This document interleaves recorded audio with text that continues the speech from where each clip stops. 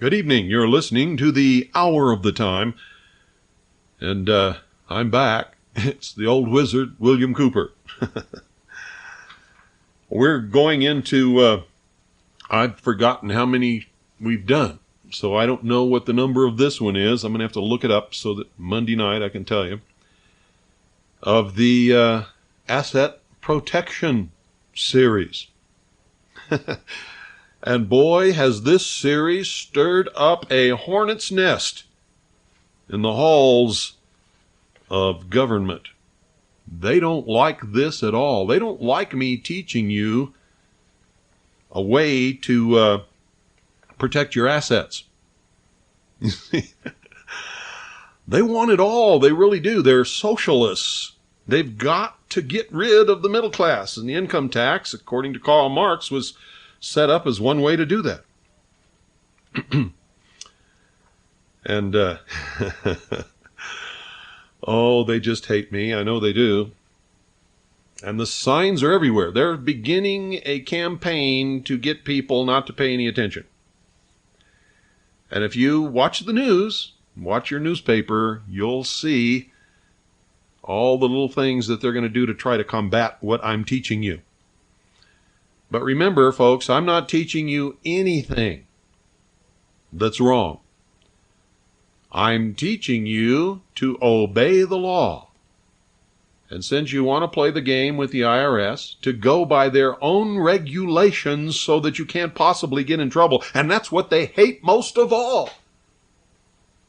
See, they depend upon you remaining ignorant, stupid sheeple. That's what they want you to be.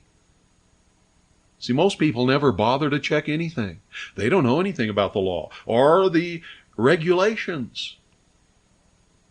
And if they would just look, they wouldn't need me. I mean, you wouldn't need me to teach you all of this stuff, because that's how I found out. Just by studying the law. And it didn't take a whole long time either.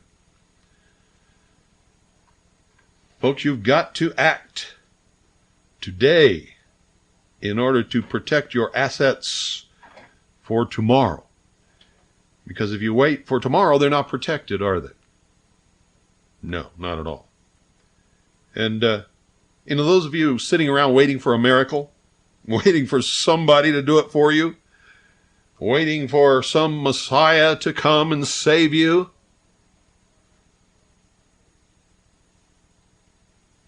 you're asking for it. Big time.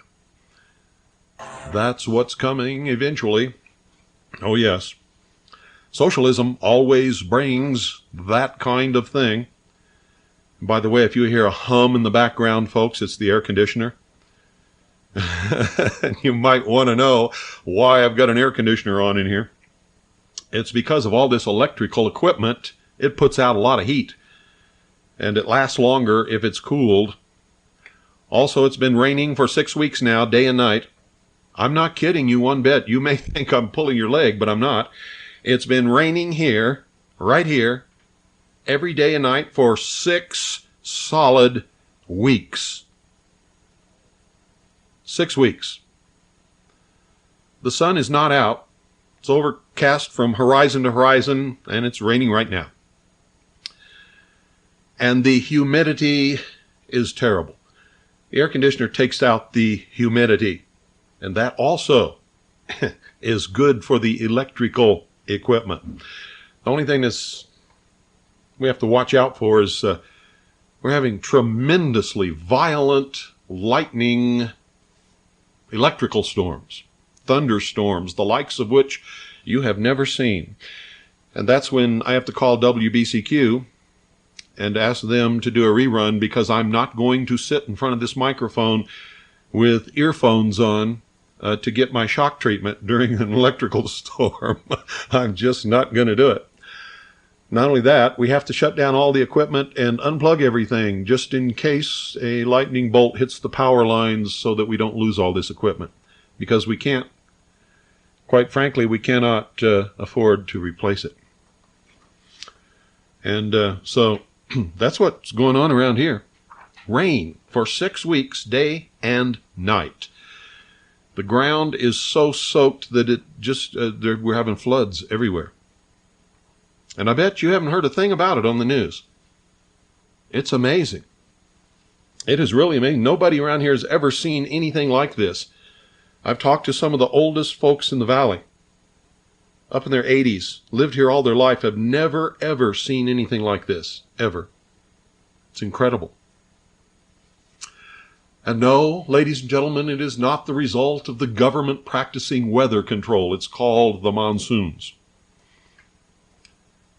And during certain weather conditions, all the real warm, moisture-laden air from the Gulf of Baja comes up into the mountains of Arizona and dumps. And I mean dumps, and it happens every summer, but never, ever, never like this. You've heard me talk about it before, but never like this. This is incredible. Well, enough of that. I'm sure you've got your own weather problems wherever you're at. I understand that some of you are experiencing drought, and your crops are withering in the fields. And we've got all this rain. I wish I could give you some. You must act today, ladies and gentlemen, to protect your wealth for tomorrow, to protect your assets.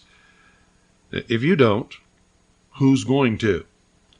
Remember the gentleman that called last week? Going through a divorce, he's going to lose everything because he waited until he realized he was going to lose it to understand that he had to protect it. And it's too late.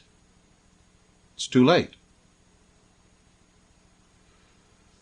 In a perfect world, ladies and gentlemen, and especially in this, what this nation promised, the promise of the founding fathers, the principles and ideals upon which this nation was built, there would be no restrictions against an individual using, spending, or even hiding his legally acquired assets in any way he wanted to. No restrictions at all. It's your property, but not in this country today. Unfortunately, in this world that we live in today, the world of this country today, the Fourth Reich, that's what I call it, they believe that your property is theirs. They think it's theirs. How dare you hide it? How dare you use it the way you want? How dare you transfer it offshore so they can't get their stinking, thieving, smelly little mitts on it? They're thieves. They believe that your property is theirs to redistribute. They're socialists, communists. And believe me, before it's over, if you let them, they will redistribute your wealth. Oh boy, will they ever. You'll be amazed at who they want to give it to. The fact that you have been listening to this broadcast all the way through to tonight indicates that you already question authority. It means that you're already beginning to realize that you may not have been told the truth and that you've got to look for whatever it is that will steer you in the right direction. And I hope you find it on the hour of the time. Blind obedience is not one of my virtues. And because of that, I would venture to say that it's not one of yours either. Even though politicians tend to regard us as an expendable resource, we presumably value ourselves as sovereign individuals who can and will control our own destiny. In fact, I believe so highly in that I'm willing to die for those beliefs. I believe like the founding fathers believed. And if I'd lived when they lived, I would have been right in the midst of them. I would have been in the heat of the battle.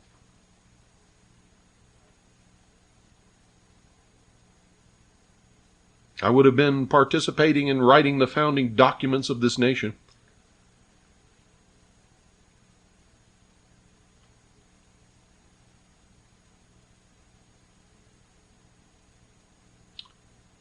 It's time for all of us to realize, even if you're a new listener, pay very close attention to what I'm about to say.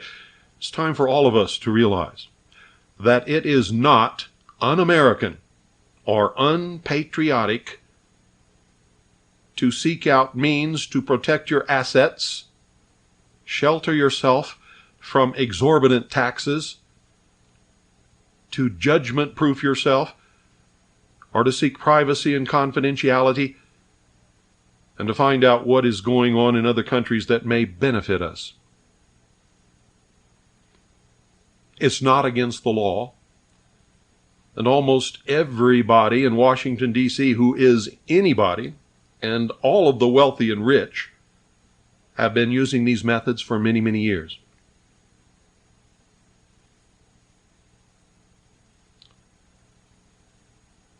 It's about time we realize that not everything in the United States of America is necessarily the best and most secure. And while there may have been some grounds for us to believe that at some periods in the past, we can no longer accept that premise because it's just simply not true.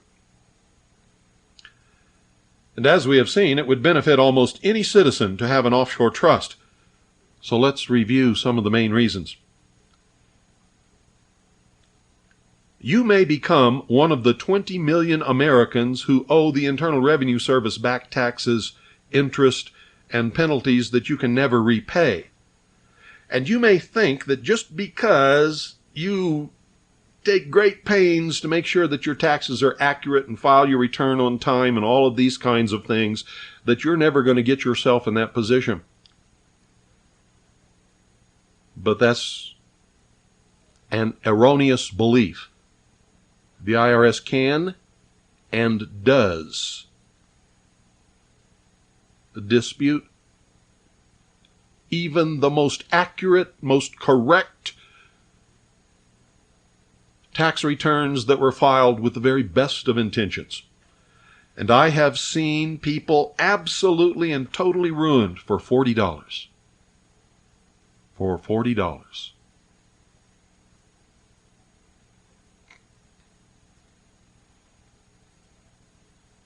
The chance of a lawsuit being filed against you in any given year is 1 in 4. Now listen to me carefully. The chance of a lawsuit being filed against you in any given year is 1 in 4. Do you realize what that means? Just getting up in the morning and staying alive for the rest of the day in any given year, you have a 25% chance of being ruined totally.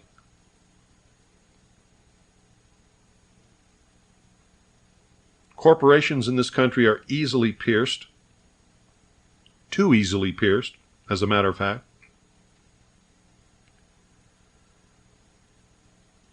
Bankruptcy now exempts fewer assets than what bankruptcy used to exempt. Your insurance covers fewer claims, and in fact, it is the policy of almost every insurance company to deny claims initially. And then, before that you can get them to pay what they have contracted to pay and what you have paid premiums to make sure that you have in case of some kind of an emergency, they will make you jump through hoops that you can't even believe. And a lot of people just forget it.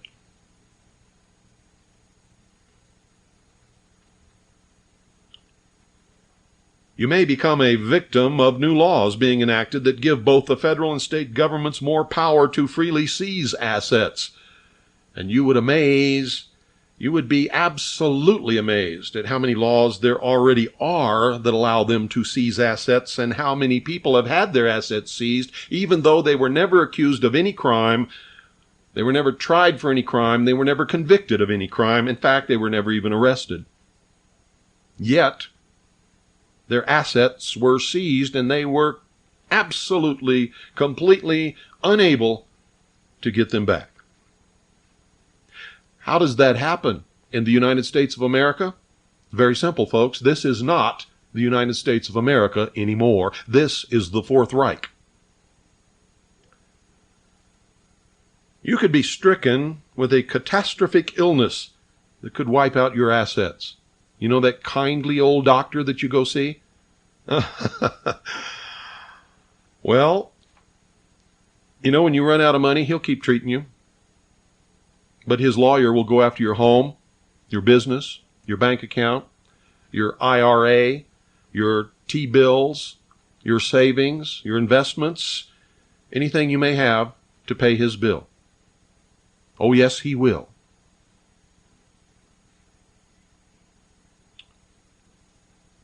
You may be the 1 in 2 couples who will get divorced within the next 3 or 4 years. Did you know the divorce rate is that high now in this country?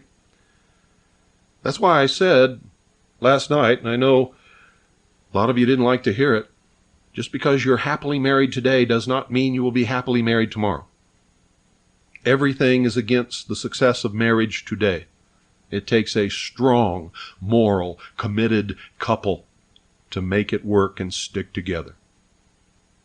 That's hard when the entire social structure is now against your success. And any one of those situations, and many more that I didn't even name, could affect you in the future. Some of you, listen to me carefully, some of you will be affected by at least one of these things tonight. And I mean more than one of you, because there's more than one catastrophe here. Every night that we're on the air, one of you will fall to the Internal Revenue Service. Every night that we're on the air, one of you listening will fall to the Internal Revenue Service. So you can't afford to wait until you are in deep financial trouble. You must prepare now, right now. The solution is an asset protection program, beginning with an offshore trust. You can start small, and you can build it into as complicated and as large a structure as you want. And remember, the larger you build your structure, the safer your assets are.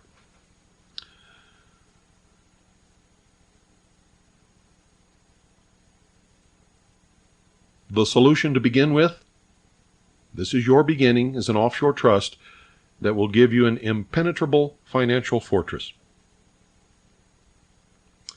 With it, you will be able to pass wealth on to your heirs or assigns tax-free. Tax-free. See, a trust does not die. There's no probate. There's no inheritance tax. There's none of that stuff. You'll be able to reduce or postpone all forms of taxation. You'll be able to open education and retirement funds. You'll be able to survive financially during and after a divorce. Now, a lot of couples look at me when I'm talking to them privately about this stuff, and they say, well, which one are we going to protect for the divorce? You protect each other. You set up a trust for each one of you, and you divide the assets between the trusts. And you do this with the whole structure. If you stay together and your marriage succeeds, if you stay together and your marriage succeeds, you have no problem. Neither one of you has lost anything. If your marriage fails, each one of you is taken care of. There doesn't have to be all this bitterness and venom and bile spewed all over courtrooms and everything else, and the one cannot get all of the assets of the other, or any of them, as a matter of fact. You see, you can provide for each other. You can do it any way you want. You can plan your investment portfolio. You can eliminate probate and estate taxes. You can retain what you worked hard for all your life. And you won't have to worry about some Nazi jackbooted Gestapo raving, frothing at the mouth thug taking any of it.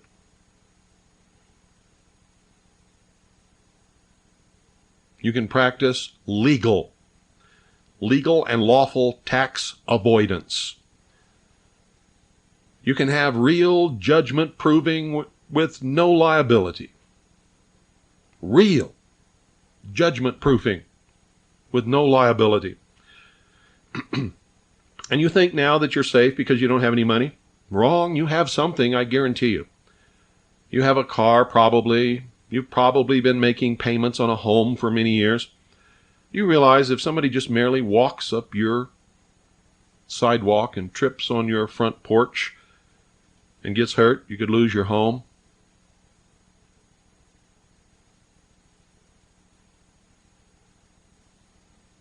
Ultimate secrecy. Ultimate secrecy, privacy, and confidentiality. And the only thing that could jeopardize that is the condition, the disease known as flapjaw. Flapjaw. Are you stricken with flapjaw? You'll be sheltered against lawsuits from creditors and from bankruptcy. And you will, for the first time in your entire life, have true financial freedom. Sounds pretty good, doesn't it? Well, it is. And did you know, were you aware, ladies and gentlemen, that privacy is a dirty word in this country now? It's definitely a dirty word to bureaucrats. Consequently, it's virtually unavailable in the United States of America. There's no privacy here anymore. I can go on the internet and in 1 hour know more about you than your mother does. I can learn enough about you to absolutely terrify you. And it's all available in the public sector to anybody who wants to look for it.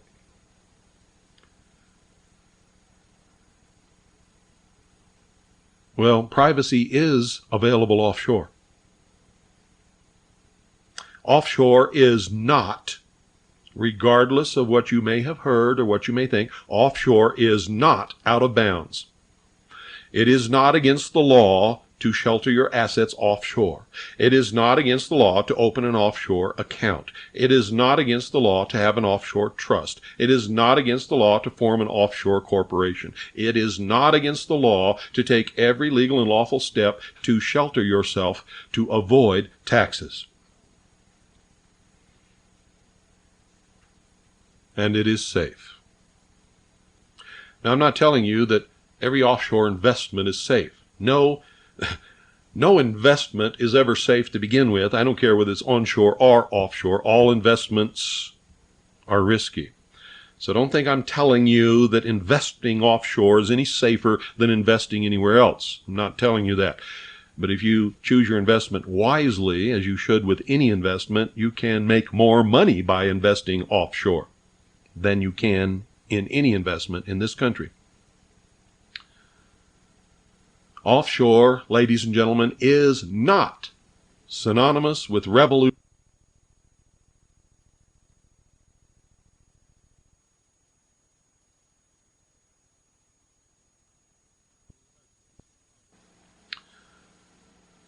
Offshore, ladies and gentlemen, is not synonymous with revolution, danger, risk, or scams.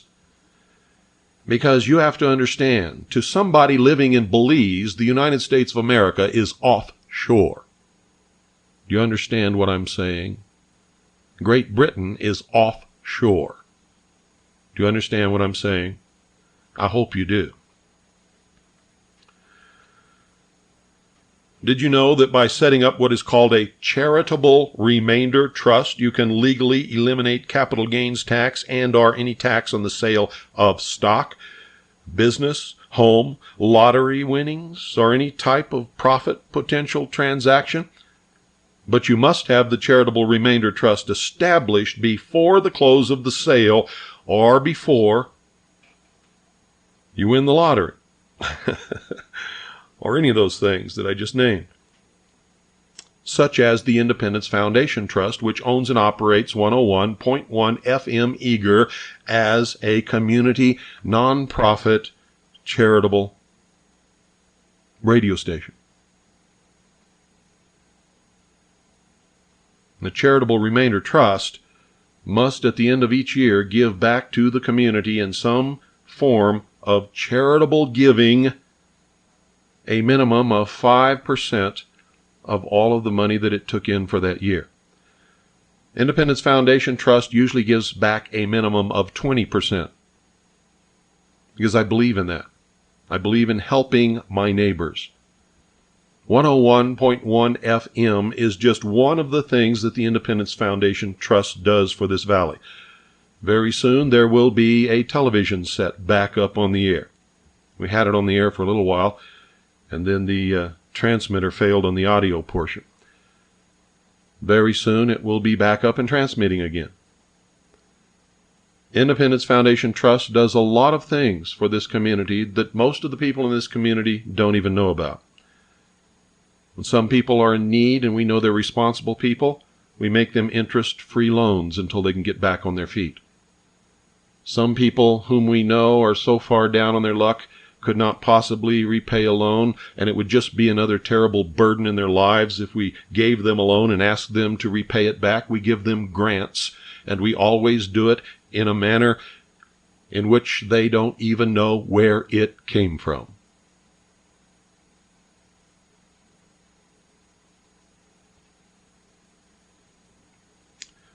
And we enjoy doing it. It's not a burden. It's part of a tradition in this country that all of the people in the history of this country have practiced, and that is to give back to the community and the nation some of that which we have so bountifully received. It's in the tradition of when a farmer's barn burned, everybody would come from 3 counties away, and they would spend a weekend together eating and dancing and raising a new barn. And nobody ever sent that farmer a bill. I believe in that. It's one of the things that made this one of the greatest nations in the world. If you want to make your asset protection program work, you need a charitable trust. And you need to make it work properly the way it is supposed to work.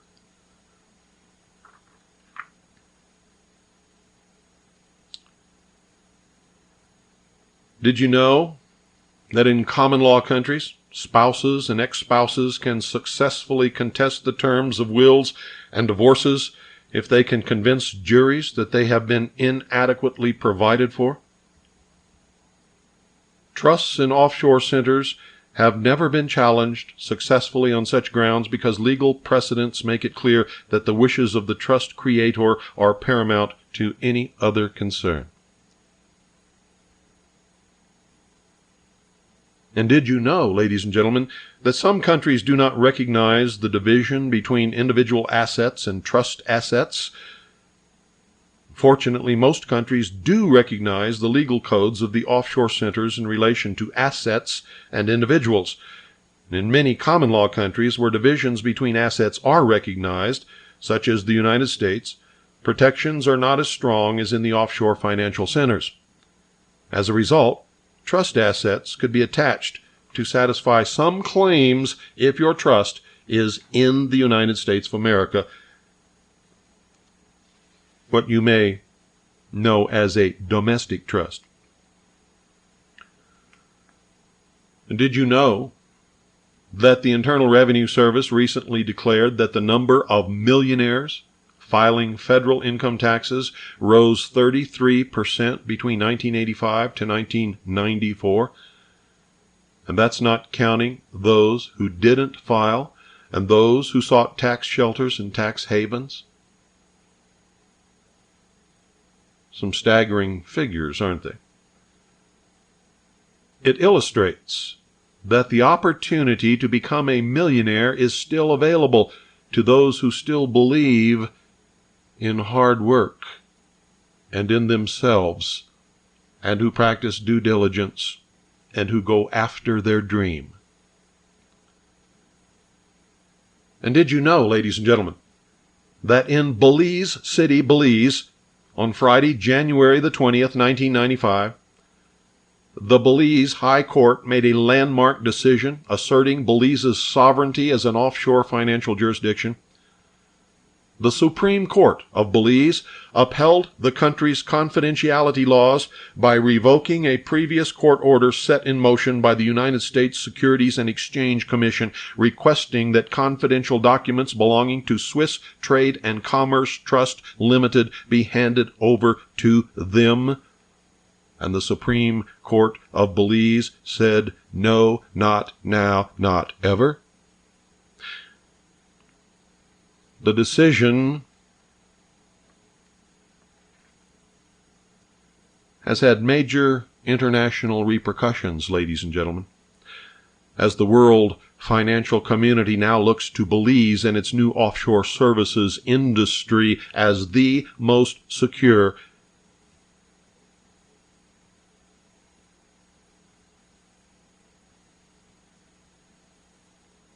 Do you know what that means? The most secure?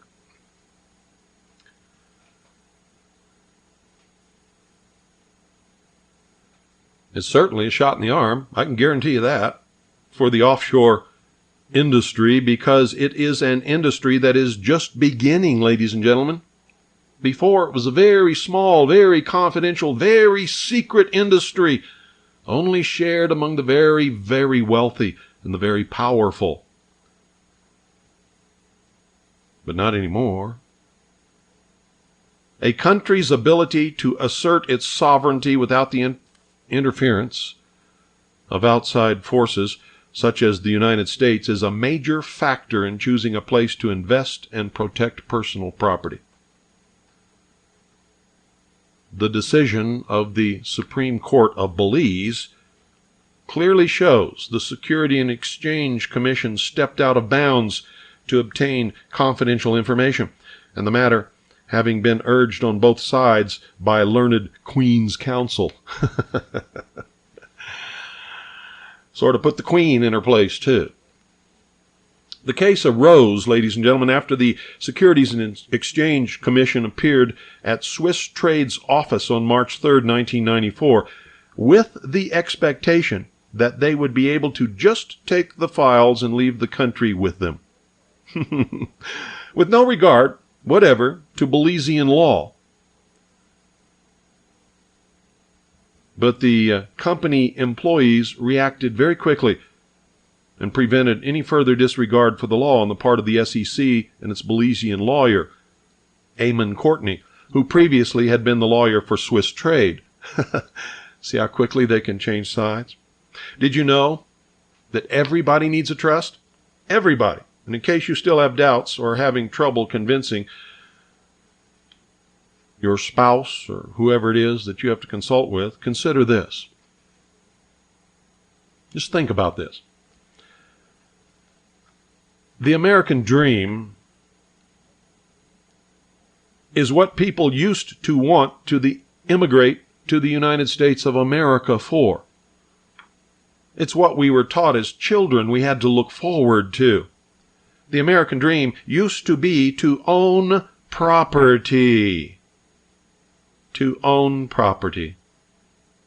In today's litigious society, to own has become a liability. And every one of us know that 1% of the population controls 90% of the wealth, and almost all of them have a trust, and you never see them get sued. They don't have any money. No lawyer will take a case against somebody who doesn't have any money. Only government and attorneys want us to continue owning. Sure they do. It's their best source of income. Government through taxes and attorneys through litigation. Did you know that 2/3 of all the world's attorneys live and practice in the United States of America? 2/3 of the entire world's attorneys live and practice in the United States of America.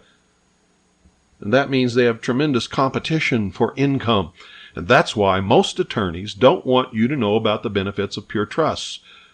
They only tell you about living trusts and wills, which don't protect anything. Living trusts don't protect anything. A living trust means nothing. Living trusts are broken every single day. You read about it in your own local newspaper.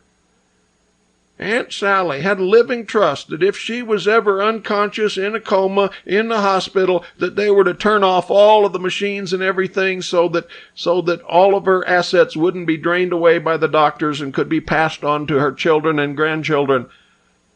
Oh, but little goody two-shoes, the family member, the little goody two-shoes, stuck her nose in it, got a lawyer, and broke the trust so that this poor lady couldn't get the machines shut off.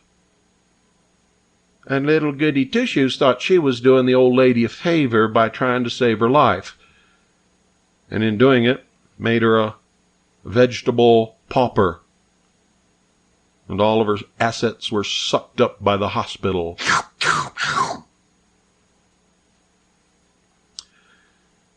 And she lived in a pitiful, terrible state until she died. Living trust means nothing.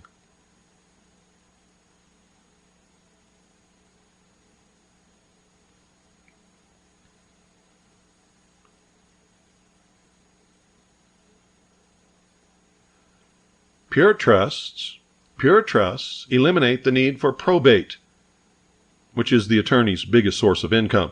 Pure trusts also shelter your assets, so it becomes unprofitable for attorneys to sue you.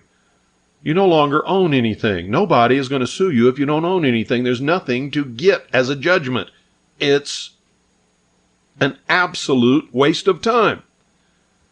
Did you also know that the average successful litigant collects only about 15% of any settlement that may be awarded, and the rest goes to attorneys' fees, court costs, investigators' fees, etc., etc., etc.?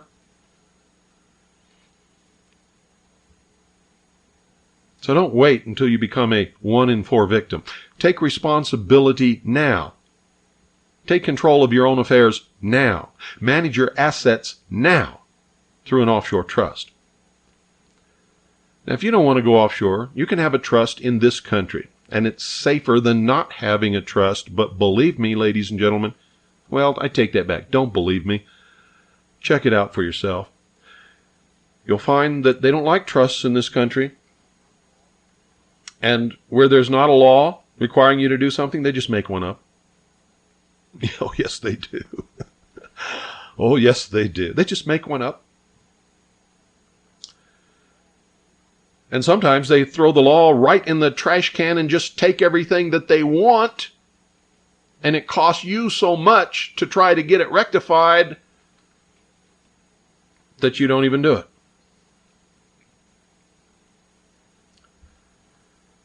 Robert Kennedy, remember him? John F. Kennedy's brother, the ex-Attorney General of the United States. He called probate a political toll booth extracting tribute from widows and orphans.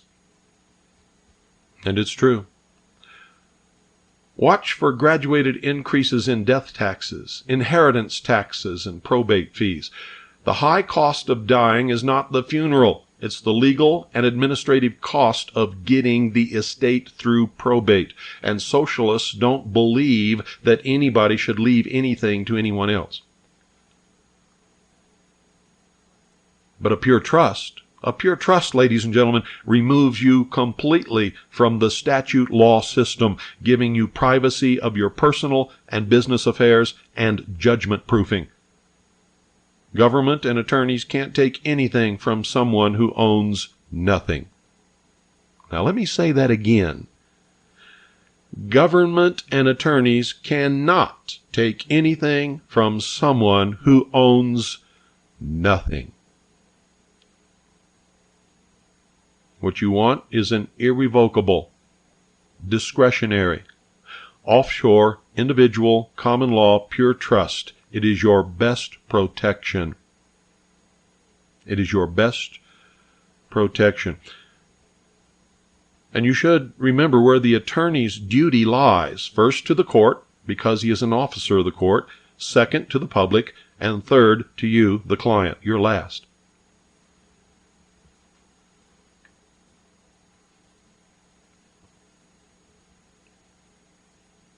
So what can you do? Well, this series is not over by a long shot, but I'm going to tell you right now what you can do. You can get started by joining with us as an associate member by sending for this report. It's $50. You'll get an application. Or you can go to our website if you have a computer. And believe me, when you go to the website, you're not getting even 1/10 of all the information that's in the report. It just gets you started quicker without having to pay the $50, if that's what you want to do. But let me tell you something, folks. If you're not going to pay $50 for this report, listen to me carefully. If you're not going to pay $50 for this report, you're not going to pay $800 for a trust. If you're not going to pay $50 for this report, you're not going to pay $200 for an associate membership and a chance to have other people pay for your trust. If you won't spend $50 for this report, you won't spend another $1,000 for an international business corporation. Do you understand what I'm saying to you? So don't sit there and try to fool yourself or anybody else. You need this report, and you need every tape in this series that we're broadcasting now. This report and this series of broadcasts is worth more money than you will make in 3 years. This report and this series of tapes can save you more money, can save you more money, can save you more money than you've ever dreamed that you could ever have.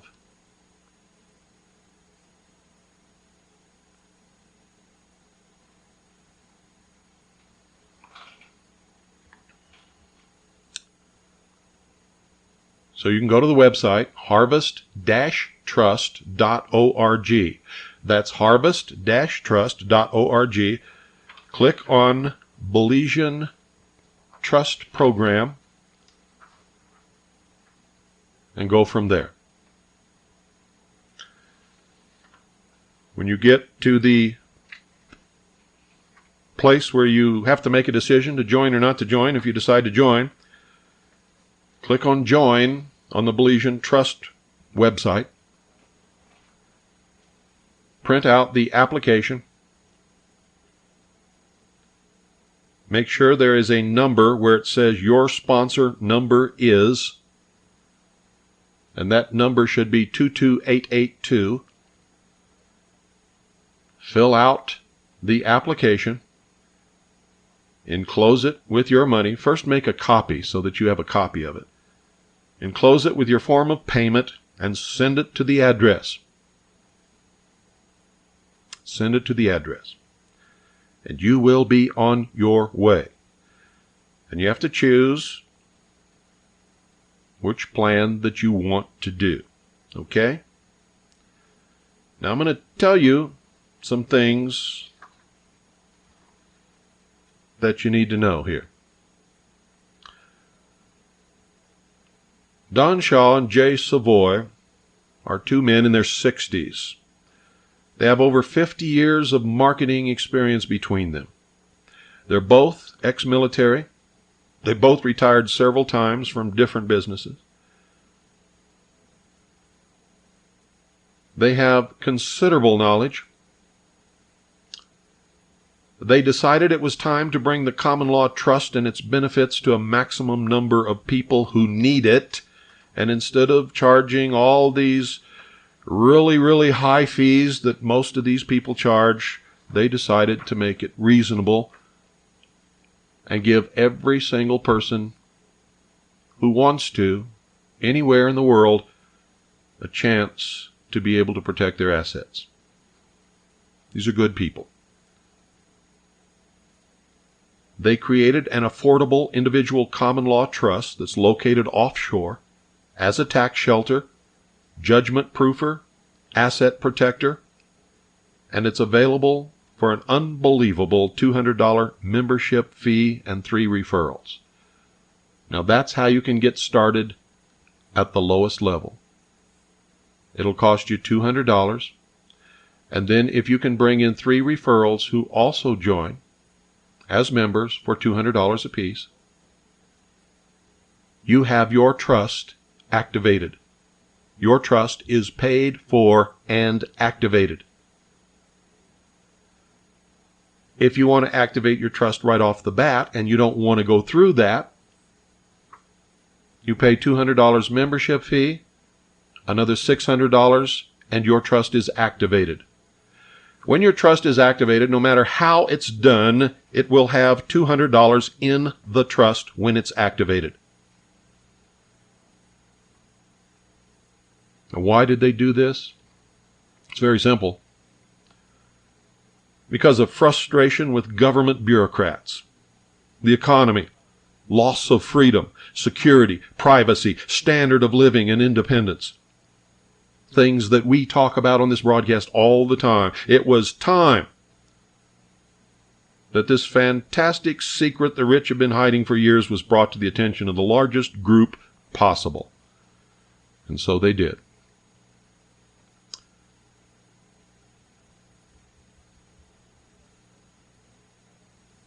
Did you know that for every man, woman, and child in the entire world, there is $1 million if it were divided equally?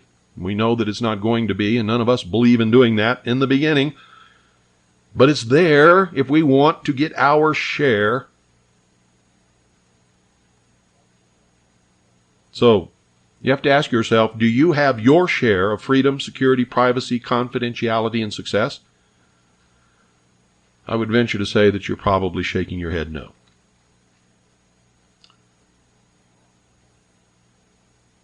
We've been robbed of our share of these important ingredients of life. Every day, every single day, the out-of-control growth of government and bureaucracy is depriving us of our God-given and constitutional protected rights to freedom, privacy, security, happiness, work, success, prosperity, and independence. And all of these, why should we lose these when all of these are the reasons our forefathers came here in the first place? And where did it all go? And what to do about it? Well, one of the first things you need to do is shelter your assets and get an offshore trust. And you should get it in Belize. Belize is in Central America. It is well located. It has a sound, stable government and a good economy. It is 90% literate. English speaking.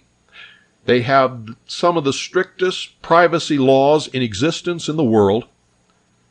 They have recent trust and banking laws which have been upheld by the Belizean Supreme Court. They are totally independent. They have no tax treaties with the United States of America or anyone else.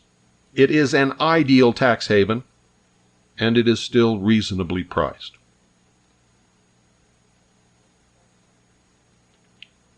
So they started an international business corporation known as an IBC in Belize in early 1994, taking several months to set up banking, trustee, and offices.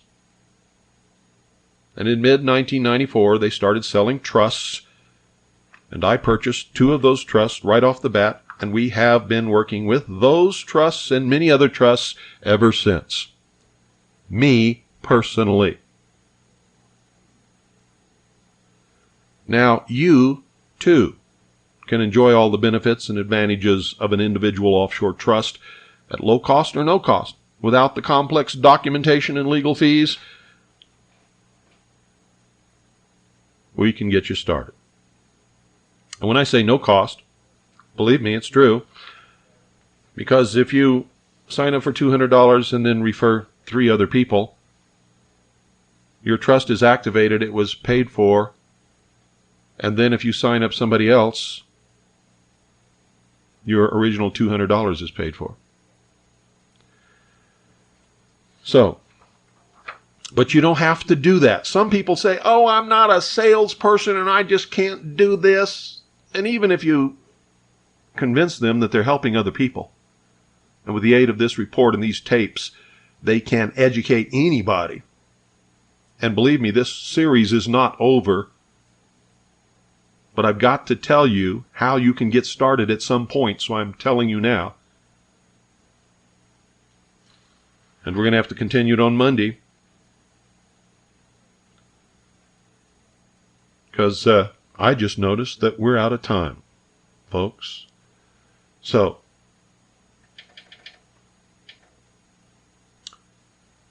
let's do this.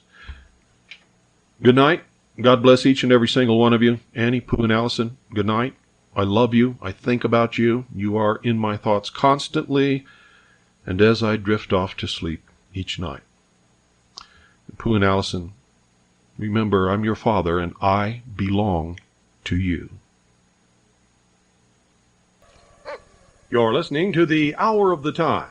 I'm William Cooper. Good evening, ladies and gentlemen. Well, the nuts, wackos, rumor mongers, and the sheeple are at it again, folks. This time they chose my backyard in which to discredit themselves and make fools of themselves big time. They are now circulating rumors all over the world and calling into talk shows and spreading it around the internet that there's Russian troops have invaded the White Mountains, that there's UN troops here, that there's vast amounts of military movement going on in the White Mountains, that all of the population of the White Mountains have been ordered to stand by for evacuation. Only problem with that is, folks, I live in the White Mountains, and it's all bullshit. All of it.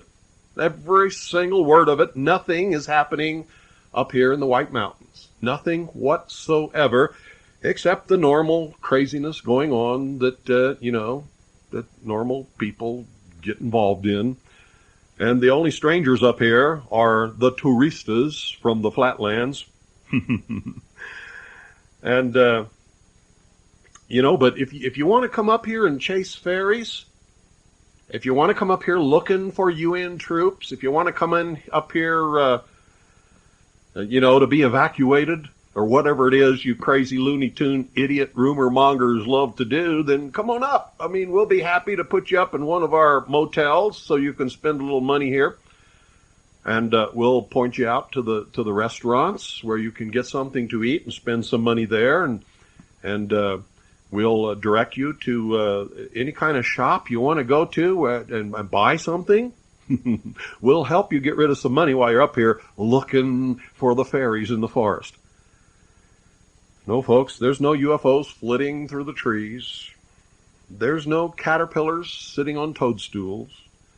There are no caves full of Spanish gold or giant crystals and ancient civilizations, magic water fountains, or any other of that stupid stuff that you'll find on Kent Stedman's website, or that you'll see being spread by this a vortex turkey from Sedona named Dirk, or any of these other clowns. It's like the contrails are killing you. Gee, I wonder how many of you have died so far. I'm telling you, folks, the government doesn't have to do a damn thing to make you all look like the biggest bunch of stupid fools that ever lived. You do a good job of it yourselves. All they got to do is let you alone. And you just totally just make great fools of yourselves, tripping over your own tongues and sliding down fantasy land, you know.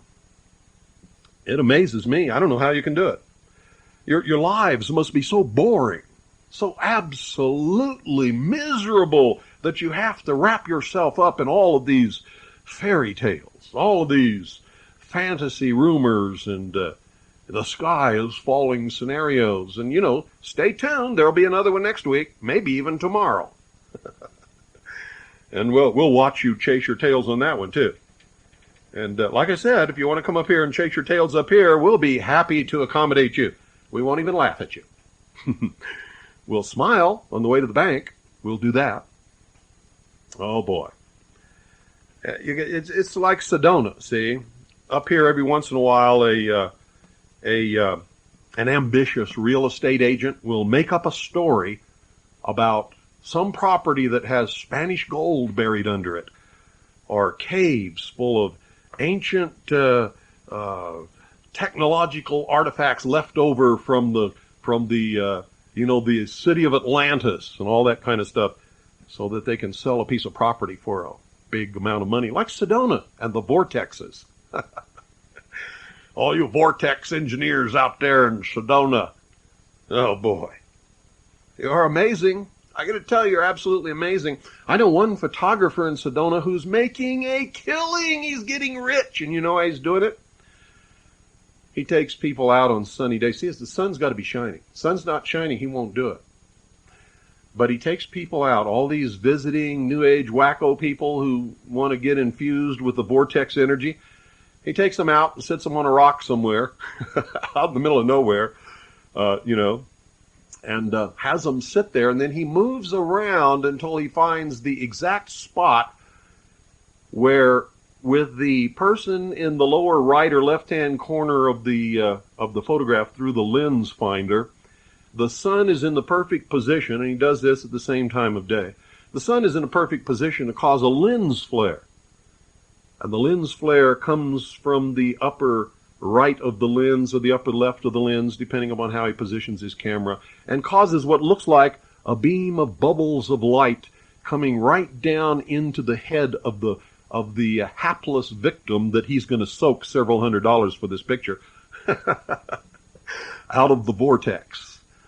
And, oh, man, after he develops the film and prints it and makes it all pretty and everything, he takes it out and shows it to them.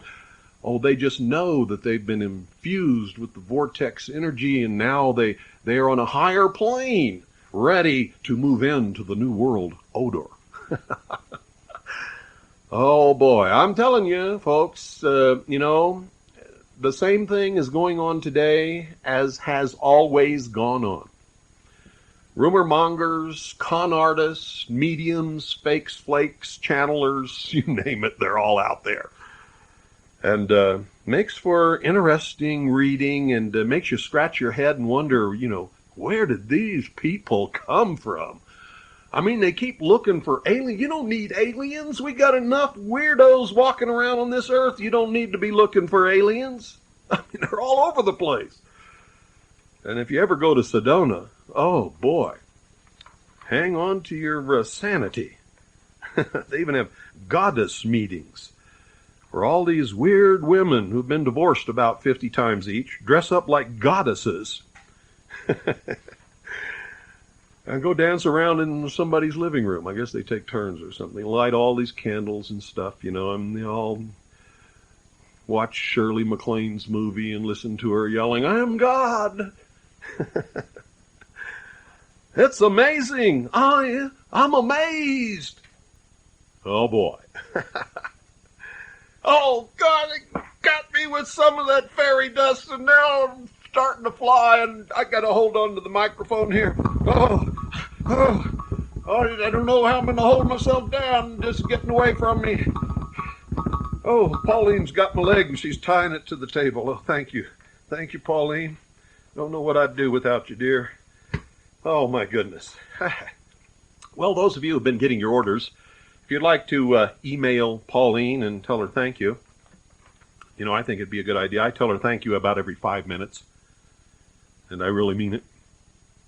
you can email her at paulinemull@hotmail.com. Pauline Mull, M-U-L-L, at hotmail.com. Just drop her a little email note and tell her thank you. And if you're one of the wacko weirdos out there, don't make her life miserable because you don't like me. She never did a thing to you. Okay? And there's lots of you out there. Oh my goodness, is there ever? Well, folks, this is the 10th. This is number 10 in our ongoing series on asset protection. I hadn't realized we were that far along, but we still got a long way to go. I mean, we're not over by a long way. And those of you who have ordered your report, your $50 report and your application, they went out in the mail this morning. This morning, every single one of them are in the mail on their way to you. For those of you who have not ordered your report and application, it's $50. Remember, we only accept blank money orders or cash, nothing else. Send it to 101.1 FM. That's 101.1 FM. Actually, it's the hour of the time. Send it to the hour of the time in care of 101.1 FM. P.O. Box 940. That's P.O. Box 940. Eager, spelled E-A-G-A-R. That's Eager, spelled E-A-G-A-R, Arizona, 85925. Once again, the hour of the time. In care of 101.1 FM. Hey, Pauline, could you loosen that knot on my leg just a little bit? It's cutting off the blood. Thank you. Thank you very much. P.O. Box 940. It's P.O. Box 940, Eager, spelled E-A-G-A-R, Arizona, 85925. How long does it, Pauline, how long does it take for this fairy dust to wear off anyway? That long? Oh, my goodness. Okay, here we go. I hope you've got your pen and paper with you, and you're ready to write. The Prosper Trust Organization is located in Belize. Why Belize? Well, Belize is a small, lightly populated country with excellent communications and easy access by sea, land, or air. The official language is English, and their citizens are 90% literate. See, I backed up just a little bit, make sure you didn't forget anything. It's an independent country. It's a member of the British Commonwealth. It has a stable parliamentary system of government. They actually seek, they look for offshore business and have absolutely no tax treaty with the United States. None at all. Belizean law on trusts, specifically called the Belize Trust Act of 1992, is extremely clear, ladies and gentlemen, on what is allowed and what is not, and it leaves very little room for uncertainty. In 1992, Belize rewrote their laws to be more clear, concise, even flexible, and above all, more in tune with people desiring an offshore trust. They want your business, and they'll do just about anything to get it and make sure that nothing happens to you. Their confidentiality and privacy laws have been tested, and tested recently, and the Belize courts have stood squarely behind them. Remember, I told you before that in a landmark decision in 1995, Belize upheld the country's confidentiality laws by revoking a previous court order set in motion by the United States Securities and Exchange Commission, which requested confidential documents be handed over to them. Belize said, no, get out of here. You've got no jurisdiction or authority here, and you're going to screw up our offshore business. Out. And they actually got in trouble for the way they went about it. They could have spent a long time in a Belize jail, to tell you the truth. Now, that decision had major repercussions as the world financial community looked on, and then they started flocking to Belize. You see, the country's ability to assert its sovereignty without interference from outside sources is a major factor in choosing a place to invest and to protect your personal assets. A trust ladies and gentlemen, in Belize does not require a social security number or any other identifying number and has no reporting requirement whatsoever.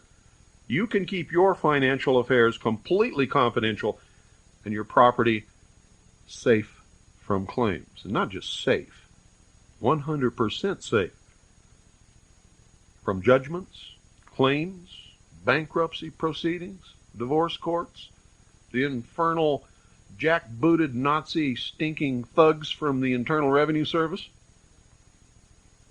And it's also an excellent place to retire. Now, most experts, folks, agree that the following criteria qualify Belize as a good retirement haven. It has moderate weather and climate, has a reasonable cost of living, has available adequate health care facilities, long-term political stability. Have you ever heard of a revolution in Belize? Primary language is English. The people are very, very friendly. And it's beautiful, just beautiful. The philosophy of Prosper International is to treat you with the very utmost respect, to treat you honestly and ethically, to not ever take you for granted, to continually feed you the latest information available, and they do that very well, to practice what they preach, and to be their own best customer, to provide you with the latest proven tips and techniques, and to provide you with as many services as possible. So, who's the trustee of the Prosper Trust? PIL, Prosper International Limited. It's an offshore international business corporation. Remember, I've told you about those? It has an office located in the Bahamas. And Pierre J. Gauthier, a Master of Business Administration and a CFP, is the Managing Director of the Prosper Trust. Mr. Gauthier's background includes extensive experience in the operations and financial management of several large communities and real estate portfolios valued at over $30 million. So he has an awful lot of experience. Who's the protector of the Prosper Trust? Prosper International League Limited is an offshore IBC. It is the protector of the Prosper Trust. PIL, for short, PIL, is headed by Don Shaw and Jay Savoy. Remember I told you about them. They're accessible by phone so that you can talk directly to them or ask any questions during regular business hours at the PIL Communication Center in Florida. But they're like me, folks. I don't appreciate it when you call me at midnight or 3 in the morning or even, the hour before I go on the air. So remember, it's during normal business hours. This is the 6th year of business. In January 1997, PIL had 8,000 members. I was 2 of those members. At the end of December 1998, PIL had over 18,000 members. That's over a 225% growth in just the last 2 years alone. Members are from all over the world, with representation from 110 countries, and not one single person has ever lost a nickel with PIL. So how much? I know you're all sitting there. How much does it cost to set up a PIL International Trust? Well, normally, folks, a trust like this would cost in excess of $2,000 all the way up over $10,000, which is what it costs if you go with Bob. But Bob also has one of the best trust documents and training programs that's available. It's worth it. I also have a trust through Bob. Several trusts, as a matter of fact. 7. 7. How about that? So normally something like this could cost you anywhere from $2,000 all the way up to over $10,000. And some of these organizations and people you get trusts through don't know what they're doing, don't know how to write a trust contract, can't provide you with a protector or a trustee or any of the things that PIL does on an everyday basis. The net cost for your own individual Prosper Trust is only $600. Your initial outlay is either $800 or $1,000 for PIL Plus. Now, $200 out of the $800 is deposited directly into your account to activate your trust. And that's how you get the net cost of $600. Now, there are several ways that you can do it, and I'm going to tell you all the different ways. You see, you can just join for $200. When you join for $200 and become a member, then if you refer 3 other people at $200 apiece, and they all join and become a member, then your trust is activated and your original $200 is deposited in your trust. That's the easiest and least expensive way to get started. It costs you nothing. Costs you nothing. But a lot of people don't like to do that. A lot of people don't feel comfortable trying to tell other people about how to get into something like this. And so they want to start right off the bat. And if you want to start right off the bat, it's going to cost you $800, $200 of which is going to go back into the trust. Or if you want the PIL Plus program, it's $1,000. And there's a difference. There really is. Later, well, I've already done it, so I was going to say later I was going to tell you how to get your trust for nothing, but I just did that, didn't I? So I don't have to do it now. Are there any hidden charges? I mean, that's the first thing people ask. Well, I know there's going to be some hidden charges because it can't be this easy. Well, it really is this easy, and there are some additional charges, and here's what they are. The only other cost is a nominal maintenance fee paid to the trustee, which is $160 per year. It's billed every quarter at $40 per quarter, and it's taken out of the funds in the trust. You can pay additional funds directly into the trust anytime you want to, and it's up to you how you decide to do that. But like I told you before, it's better if an IBC or another trust does that. You can have your application processed within 24 hours of faxing your application and a copy of the payment, the money order, or the check that you're going to send in. Once you do that, you receive your ID number. At the same time you fax your application, you should mail the original to PIL with your payment. And when you get your package, your report, you'll have an application there. We'll give you an address so that you'll know how to do that. After PIL receives your application, usually in between 5 to 10 days, you will be sent a starter kit, which should arrive no later than 10 days after they receive your application and payment. When the trust is activated, you will receive a trust document and instructions from the trustee, and that takes approximately 30 days.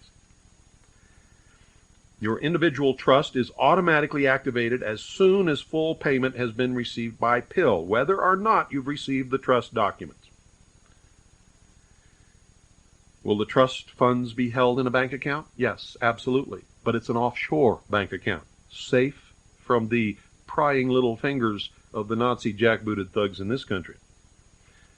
All trust funds are immediately deposited in a bank account.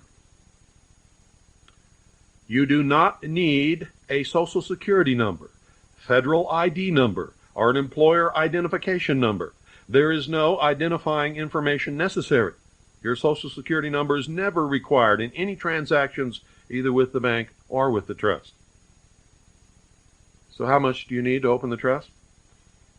You need a minimum of $200 and 3 additional PIL memberships referred by you, or if you don't want to do that, a total of $800 or $2,000.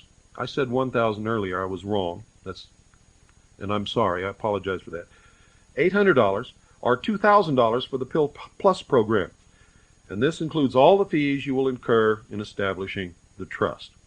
Now, you don't need to get the Pill Plus program unless you really want to, but there's a lot of other benefits that go with it.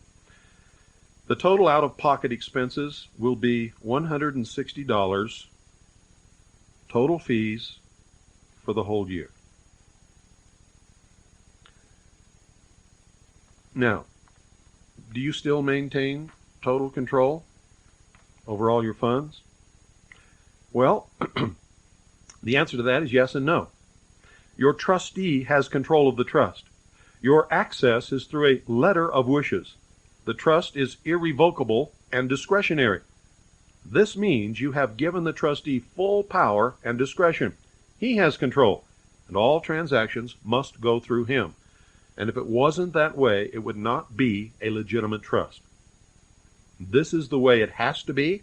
This is the way it should be. That's the way that it is if the trust is to be effective, legal, and lawful. And that's the way that you want it. So who has access to the trust funds in the account? Well, only the trustee of that trust will have access to the funds. The trustee may transfer funds under the direction of the settlor or beneficiary through a letter of wishes. Now later I'm going to talk about how you do that, and which should it be, and how you go about setting that up. Can you conduct business in your own country, wherever you live, under the name of the trust? Yes. But I recommend that you don't do it in this country. Now, you can do it if you want. There's no problem there. But you're going to be coming under the scrutiny and the rules, and I mean the unlawful, color of law, despotic rules of the Nazi jackbooted thugs. And that's the whole reason you're doing this, is to get out from under that tyranny. You want to be out from under tyranny. And you want to operate lawfully and legally in a manner that they can't be bothering you. The whole purpose of doing this is to maintain your privacy and protect your assets and to lawfully and legally avoid taxes.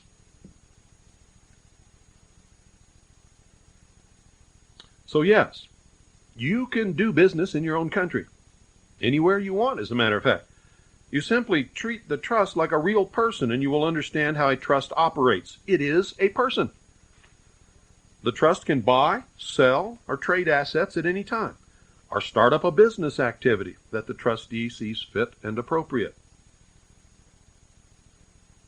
Can you get a credit or debit card to use in your own country to draw upon the trust account?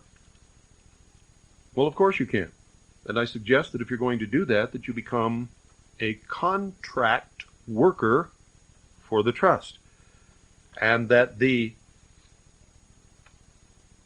assets that you draw are your payment for the work, and that the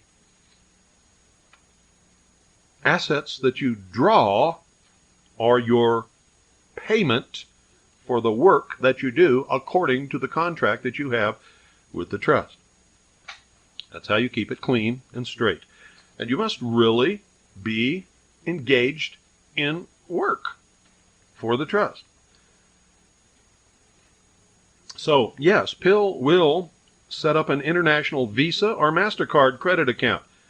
There's no Social Security number or credit information required whatsoever. The card will be issued in your name with a $500 credit limit when you get it. Now, your limit can be increased by transferring additional funds into the collateral account. That's why the Pill Plus costs $2,000, because a portion of that is put into a collateral account for the credit card. And you can add additional funds into the collateral account anytime you want, or you can convert to a debit card by depositing extra funds into the card account. You see, the card gives you direct access to the trust at all times. The card can be used anywhere in the world. It is completely confidential, and there is no reporting and no paper trail. The setup time for all of that is about 20 days. Now, how can you pay money into the trust? You can deposit money by electronic funds transfer, by sending a money order, a cashier's check, a personal check, traveler's checks to the trustee. Cash can also be paid into the trust in any currency from anywhere in the world. You can also use Western Union. You can use SWIFT transfers from any bank. All kinds of ways you can do it. And you can withdraw money from the trust by, number one, sending a letter of wishes to the trustee stating the amount you require from the trust and where or to whom it is to be paid. It can either be to yourself, another individual, business, or financial institution. I recommend that it's to an IBC with which you have a contract to perform some specific duty. And that the money is your payment for performing those duties, according to the contract. You must have a real contract, a real business contracted arrangement. The trustee can forward funds by draft or wire. Funds sent by wire are usually available within 48 hours if necessary. 2. Use the Visa or MasterCard in any cash dispensing ATM machine. 3. Use the card over the counter in any bank. Remember, the trustee can provide low-interest loans, designate third parties to hold funds in their names if necessary, send money you designate to a third party, buy, sell, or lease real property, provide life insurance and annuities. All of these things can be done. Now, if you're going to have life insurance on yourself, do not have the trust insure your life. That's another one of these back loopholes that the IRS uses.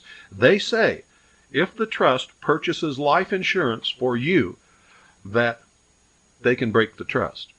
That's what they claim, and they've done it a few times.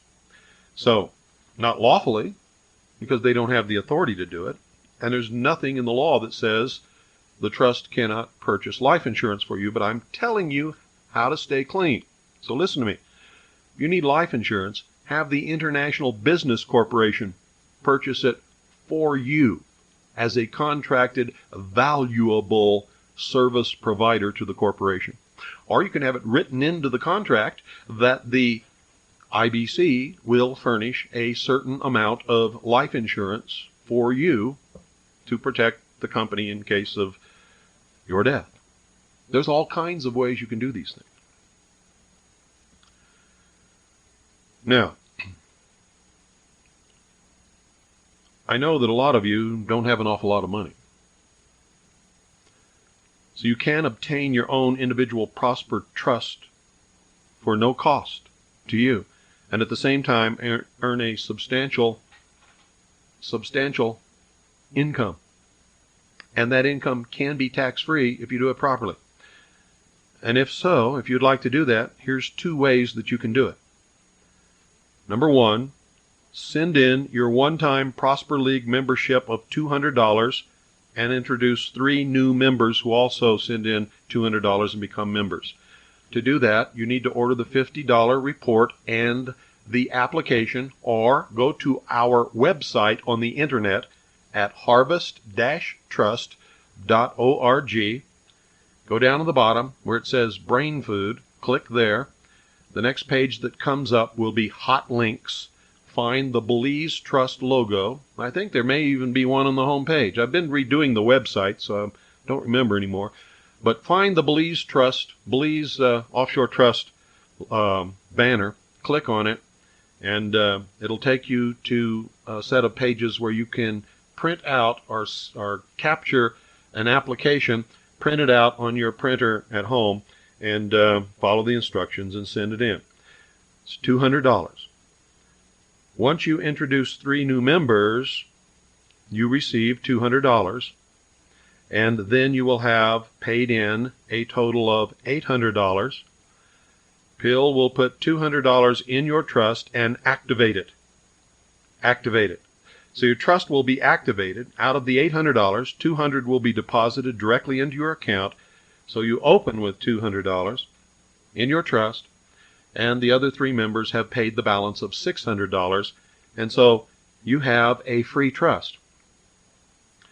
Now, since $200 is deposited directly into your account, you only need to recover $600 in order to obtain your trust without cost. And all you have to do is introduce 3 new members at $200 each. Now, those of you who feel comfortable doing this, this is the way for you to get your trust. Unless you're just eager and want to get started right away, and I suggest that you get started as quickly as possible. So, your net cost for your trust is 0. Your trust will not be activated until PIL receives the entire $800. If you want to activate your trust immediately, and this is for those of you who want to get started immediately, you have the money now. For those of you who don't like to go to somebody else and say, hey, you know, I got something I want to show you, and you feel uncomfortable doing that, and some people really do. If you want to activate your trust immediately and do not wish to wait until you've introduced 3 new members, or do not wish to participate in the referral program, all you have to do is send in $800. If you do, 3 additional prepaid memberships will be assigned to you. See, you get the memberships that you would have gotten, or that somebody else would have gotten if you had signed them up. You get them. So you'll have 3 additional prepaid memberships, and those will be the foundations of the structure that you're going to build with your additional trusts. You see what I mean? You can use them at any time in the future to recover your $600 simply by selling them to somebody else. And if you should decide to introduce a new member, all you need to do is send in his or her application and keep the first $200. Once your trust is activated, for each new member you directly introduce, $200 will be deposited into your trust. Your trust also receives an additional $40 tax-free from each first person enrolled in a 4-level matrix. Your 4-level matrix starts when the first member introduces a new member. And you can personally introduce as many members as you wish, and each time you do, another 4-level matrix is started. Each matrix is limited to a maximum of 4 deep. Now, you don't have to participate in any of this if you don't want to. Remember, the basic purpose of doing this is to protect your assets. Okay? Now, if you can make this other thing work too, and your trust earns money, you see that money is not yours. It goes into the trust. And that's why you don't get taxed on it. It's not your money. It's very simple. It goes into the trust. So those of you who want to do that, you can. Those of you who don't want to do that, you don't even have to mess with it, period. But, for example, let's look at this. A 3 wide, that is, you introduce 3 people, 4 deep. That means those 3 people introduce 3 people, will potentially activate 120 trusts at $40 each. That would give you $4,800 plus the $200 direct membership fee for a total of $5,000 tax-free dollars, which is deposited directly into the trust. The trust earns the money, not you. Now keep in mind that the first 3 people that you directly introduce will pay for your individual trust. So essentially at that point you have nothing invested. Nothing. So since you have nothing invested, you have paid nothing into the trust. Do you understand what I'm telling you? Let's say that these 3 people are not interested in the referral program and never introduce another person. If these 3 people never do anything more than just activate their own trust, you're still ahead because you have obtained your trust without cost. Now let's look at it another way, folks. If only 1 out of the 3 introduces 3 people and they follow through and introduce 3 people, you could earn an extra $1,800 for the trust. And you could apply that toward a debit card or to the collateral account for the credit card. Now please, folks, don't get confused here, and please don't confuse the PIL program with a typical multi-level program. With PIL, there are no quotas. You don't have to participate in any multi-level marketing whatsoever. You will have a trust. You can build other trusts. You can create international business corporations. You can layer these things to protect your assets, and you can create an asset protection program that can be as large or as small as you want to make it. But the most important thing is that you have protected your assets for your posterity.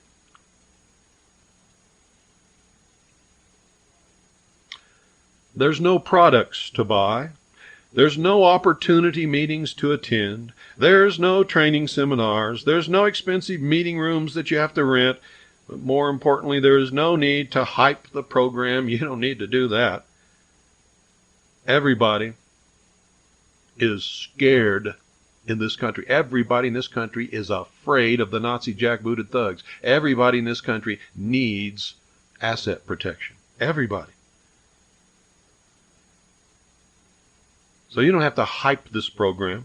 Just present the benefits and let people decide for themselves. Just like I'm doing over this radio broadcast. I'm not hyping anything. I'm telling you honestly like it is. And I'm not just giving you the results of what Pill has. I'm telling you what I have personally learned over the years that's not in this report. And that's why you not only need to get the report, but you need to get the tapes from this broadcast too. Because you'll find a lot of stuff on these tapes that aren't in the report. But you got to have the report. And when you sit down with somebody, if they can see the need or the opportunity, then there's nothing you can do or say that will make them change their minds. And if you are interested in more than just activating your own trust and would like to earn a substantial income, Pill and Pill Plus have several ways that you can do that. And I'm going to leave that for you to read in the report. Okay? Because I want to teach you how to use this stuff to protect your assets.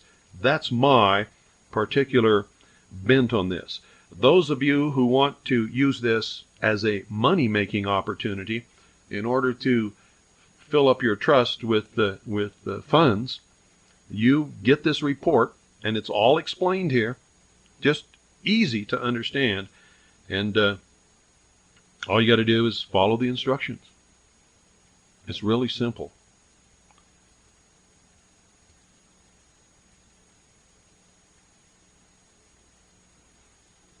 Now let's talk about the Freedom Card for a moment.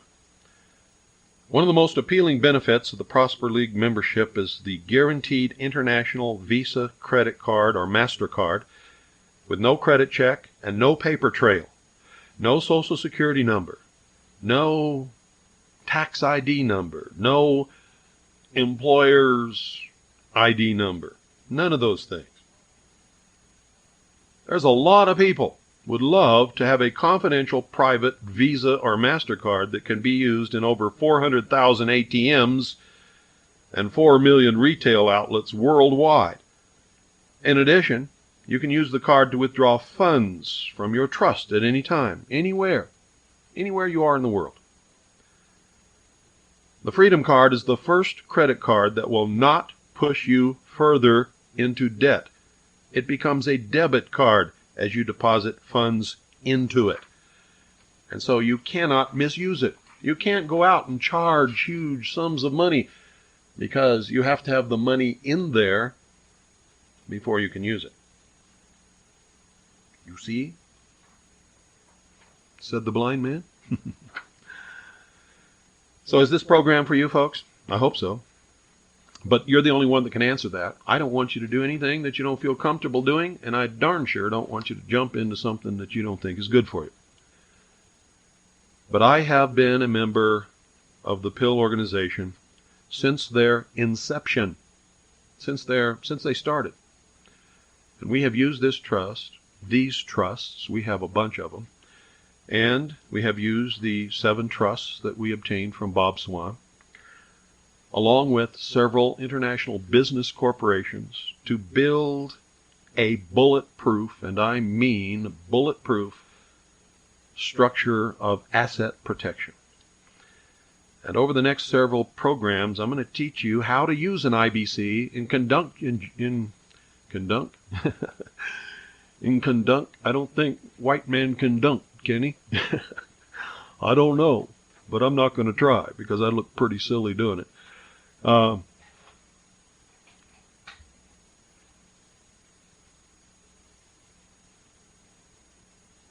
Now I lost my train of thought.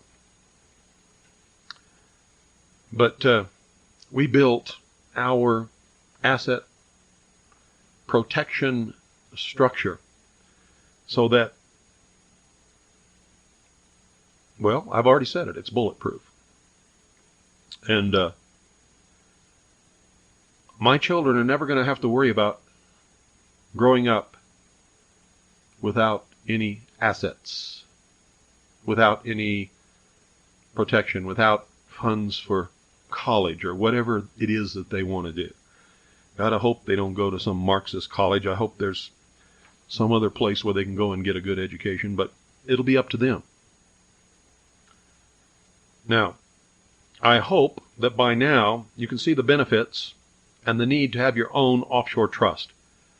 You don't have to become part of the referral program. You don't have to engage in any kind of marketing whatsoever. You do not have to do anything that you don't want to. But if you do, you can earn enough to at least set up your own individual trust without cost. And with the money you recover from introducing only 3 new members, you can activate your trust at no cost whatsoever. So here's what you need to do. You need to send for this report and the application, and you need to do it right now. And a lot of people have already done it, and all of their reports and applications are in the mail now. We have made a whole bunch of them. They're sitting on the table in there. They're ready to go, and as soon as we get your payment, we will send yours right out to you immediately. So what you need to do right now is send $50 blank money order or cash to the hour of the time in care of 101.1 FM. That's 101.1 FM. P.O. Box 940. That's P.O. Box 940, Eager, spelled E-A-G-A-R, Arizona, 85925.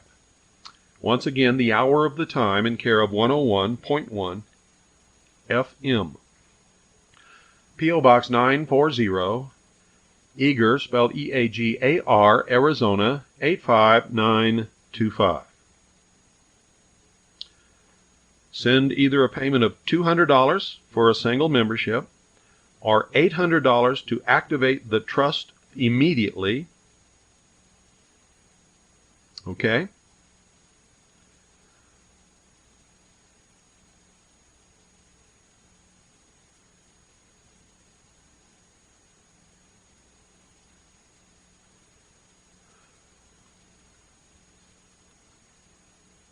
And you can upgrade at any time. You can upgrade to a Pill Plus membership if you want to. Remember, send a money order, cashier's check, traveler's check, made payable to Prosper International. And as soon as you get your report and your application, then those of you who want to do that, you can do that. And that,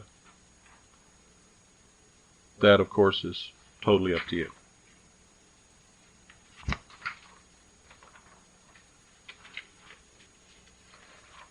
The original PIL program consists of payment of a $200 membership fee. The fee is credited to the sponsor's trust.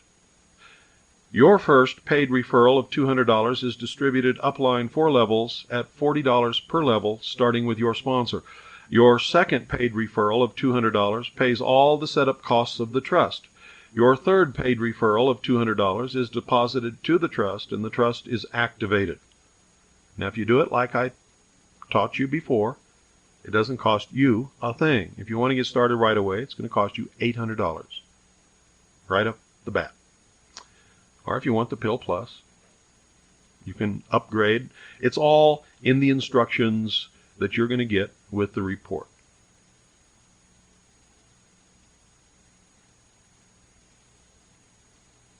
With an activated trust, each additional paid referral pays $200 to the trust. The trust also receives $40 for each first paid referral from everyone you sponsored and the first paid referral they sponsor 4 levels down. So you can see that if you want to get involved in that, you can make some money and you can help a lot of people build their asset protection. Once the trust has accumulated, or you have deposited $1,000 in the trust, you can request a freedom card. A freedom card. Now, if you want to get started with that right off the bat, then you would send in $2,000 for a Pill Plus freedom card. It's an international credit card. The funds will be held in trust as a security deposit for the freedom card and will be released to the trust when you return the card. The Pill Plus is a $1,000 membership program in a straight referral program.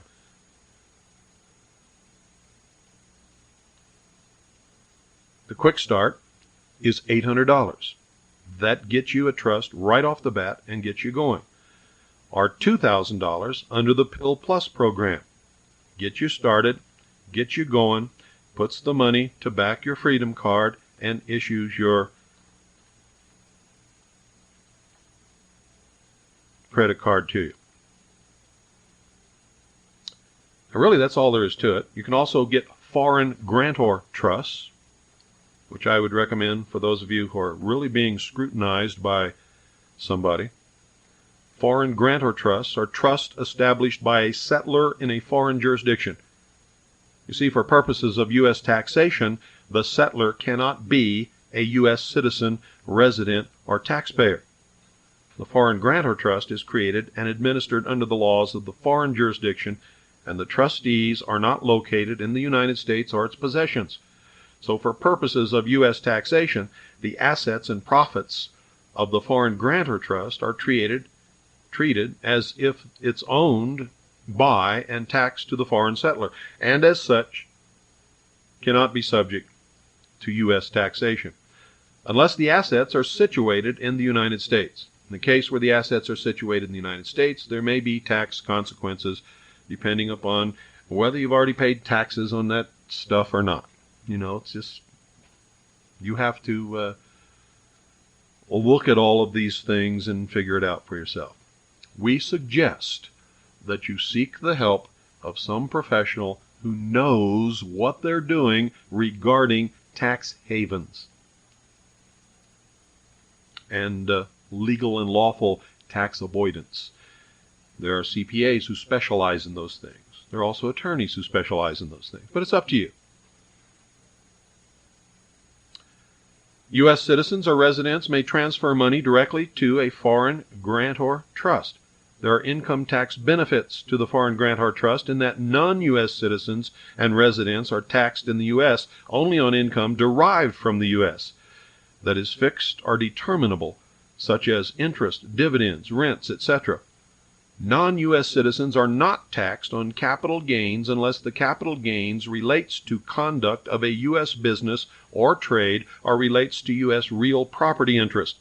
There is no U.S. gift tax applied to gifts of intangible property by non-U.S. citizens or residents. A foreign grantor trust can be established through PIL for the cost of $200 plus a document amendment fee of $25. These fees can be deducted directly from trusts or mailed in with a letter of wishes requesting a foreign grantor trust. The trust documents will be reissued naming the foreign settler, and a power of attorney will be provided to the member in order that the member may carry out activities in the name of the trust. How about that? There are things, ladies and gentlemen, that you can do that you have never dreamed of, simply because everybody wants to hide it from you. They don't want you to know how to play with the big boys. Good night, folks. God bless each and every single one of you. Don't be here. Don't be afraid, and don't fail to be here tomorrow night, right in front of that radio. The old wizard's going to be back teaching you a lot more than you ever wanted to know. And good night, Annie, Allison, and Pooh. I love you, and I miss you. You're listening to the Hour of the Time. I'm William Cooper. Good evening, ladies and gentlemen. Well, some things have certainly been happening, just as I told you they would. I told you that the incidents of violence would escalate, become more frequent, and more vicious in application. And that's certainly happening. Well, I wrote several stories which are all posted on the website. 4 stories, to be exact. And I'm going to read you those stories now, beginning from the when I first realized what had happened, and going right through to the last story I wrote concerning the surrender of the perpetrator. The victim, if you will. One of the victims. So, pay close attention. And then we'll have a little music, and then the wizard will be back to talk about international business corporations. So here goes. Gunman shoots 5 in Jewish center. Late last night, a middle-aged man ran into a Jewish community center, fired 20 to 30 shots, wounded 5, including at least 3 children, and then escaped into the night. He was described as a balding white man in his 40s. Authorities state that the motive for the shooting is not known, but we know exactly what it is, don't we? It is no accident that the incident occurred in a Jewish community center. The Jewish people have never learned from their past persecution. They repeat the same mistakes again and again and then yet again. You see, if every Jew in Europe had owned a gun and had shot every German that came to haul them off to a slave labor camp, World War II, ladies and gentlemen, might not have occurred. If Jews had died, it would have been honorably in defense of themselves, like those great heroes of the Warsaw Ghetto, and not as human skeletons in slave labor camps. They would not have been forced to dig their own graves. They would not have had to kneel at the edge of those graves and then been shot in the back of the head to topple dead into those graves. They would not have been reduced to ashes in ovens. But Jews have not ever learned any of this, and unfortunately it will be Jews who will scream the loudest for more gun control.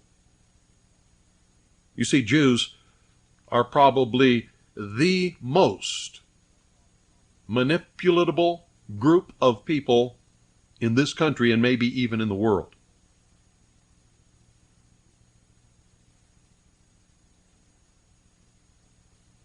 Jews have not learned that the God of this new world order is the intellect of man, that man is to become God, and that Judaism, along with every other religion, will not be allowed. Not be allowed.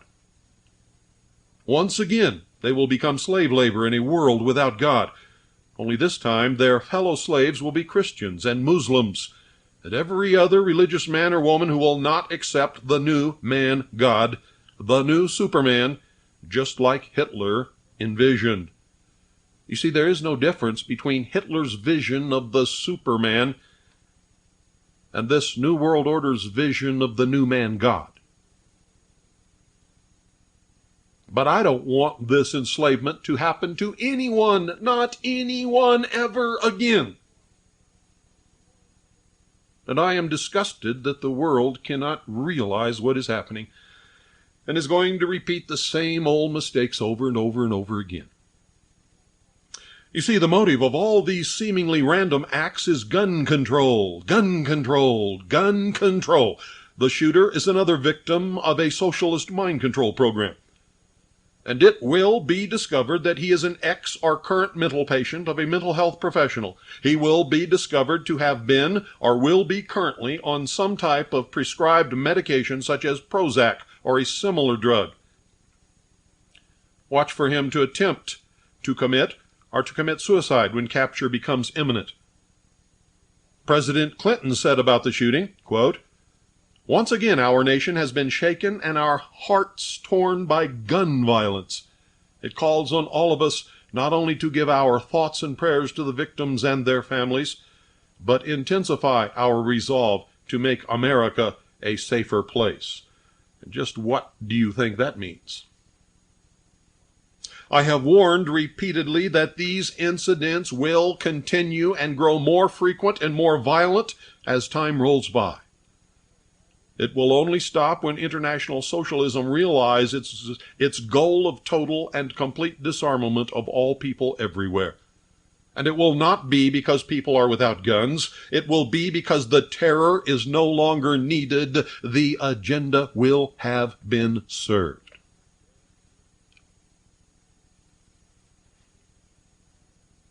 A psychiatrist testified on Tuesday that the Georgia boy accused of wounding 6 classmates in a May school shooting was plagued by suicidal thoughts and believed he heard voices giving commands. But not just voices, robotic voices. Exactly the kind of voices that would be produced by an intracerebral implant or intrusive microwave or other electromagnetic devices. We know these procedures exist because every investigation into mind control techniques has produced official documentation and testimony which proves it. The only thing we don't know is the level to which it has been perfected and the methods of its use.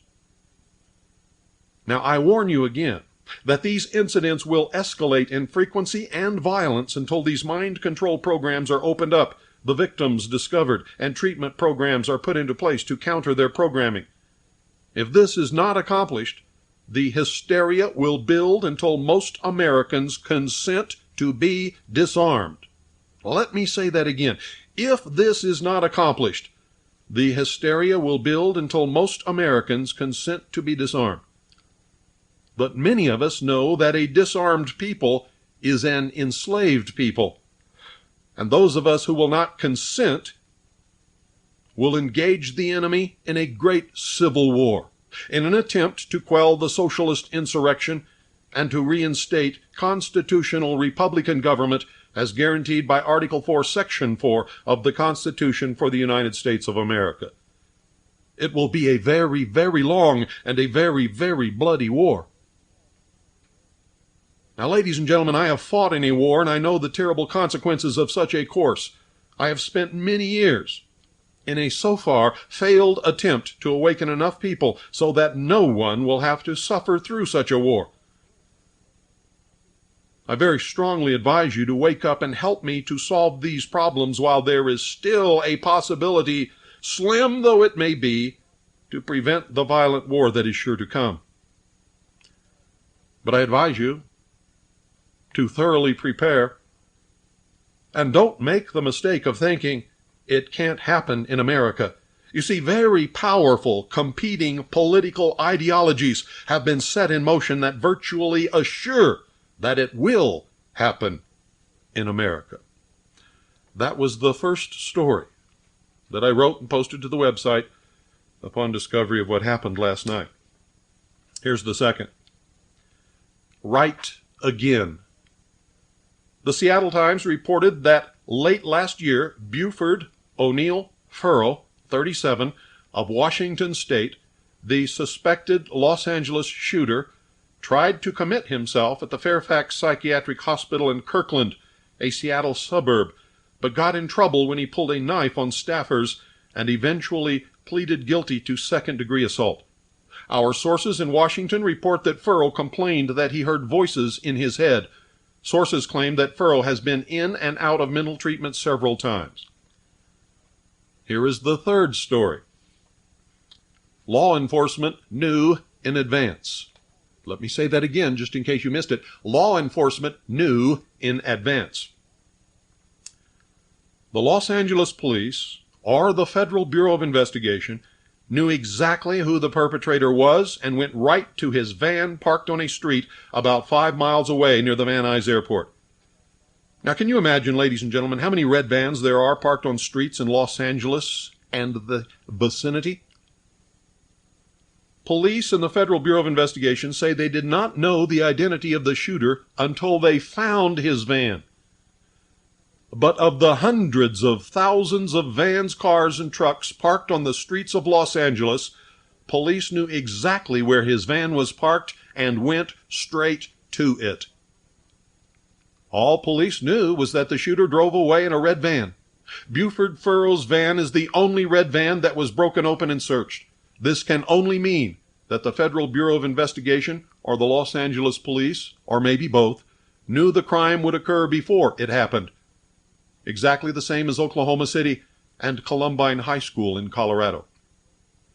Typically, the police reported the van was full of ammo, survival equipment, and white supremacist literature. Also typically, the subversive socialist Southern Poverty Law Center immediately produced a picture. Quote, "I have a picture of him, Furrow in a Nazi outfit," end quote, said Southern Poverty Law Center Representative Potok. And here's the last story that I wrote and posted today.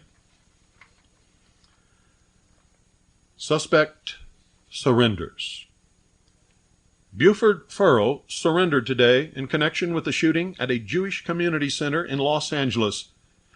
In keeping with the profile of a victim of a mind control program, he symbolically committed suicide, most probably without even knowing that he was doing so.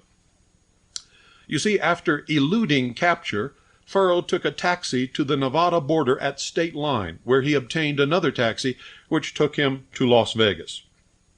Buford Furrow walked into the Las Vegas field office of the Federal Bureau of Investigation and immediately surrendered. Now, bear in mind, ladies and gentlemen, this is a man who had escaped. Nobody had any idea where he was.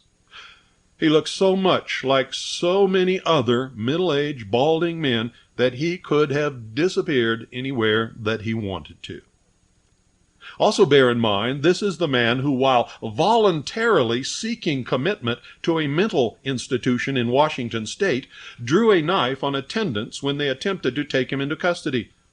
His surrender to the Federal Bureau of Investigation after escaping across the California state line was, in fact, the symbolic fulfillment of his programming to commit suicide.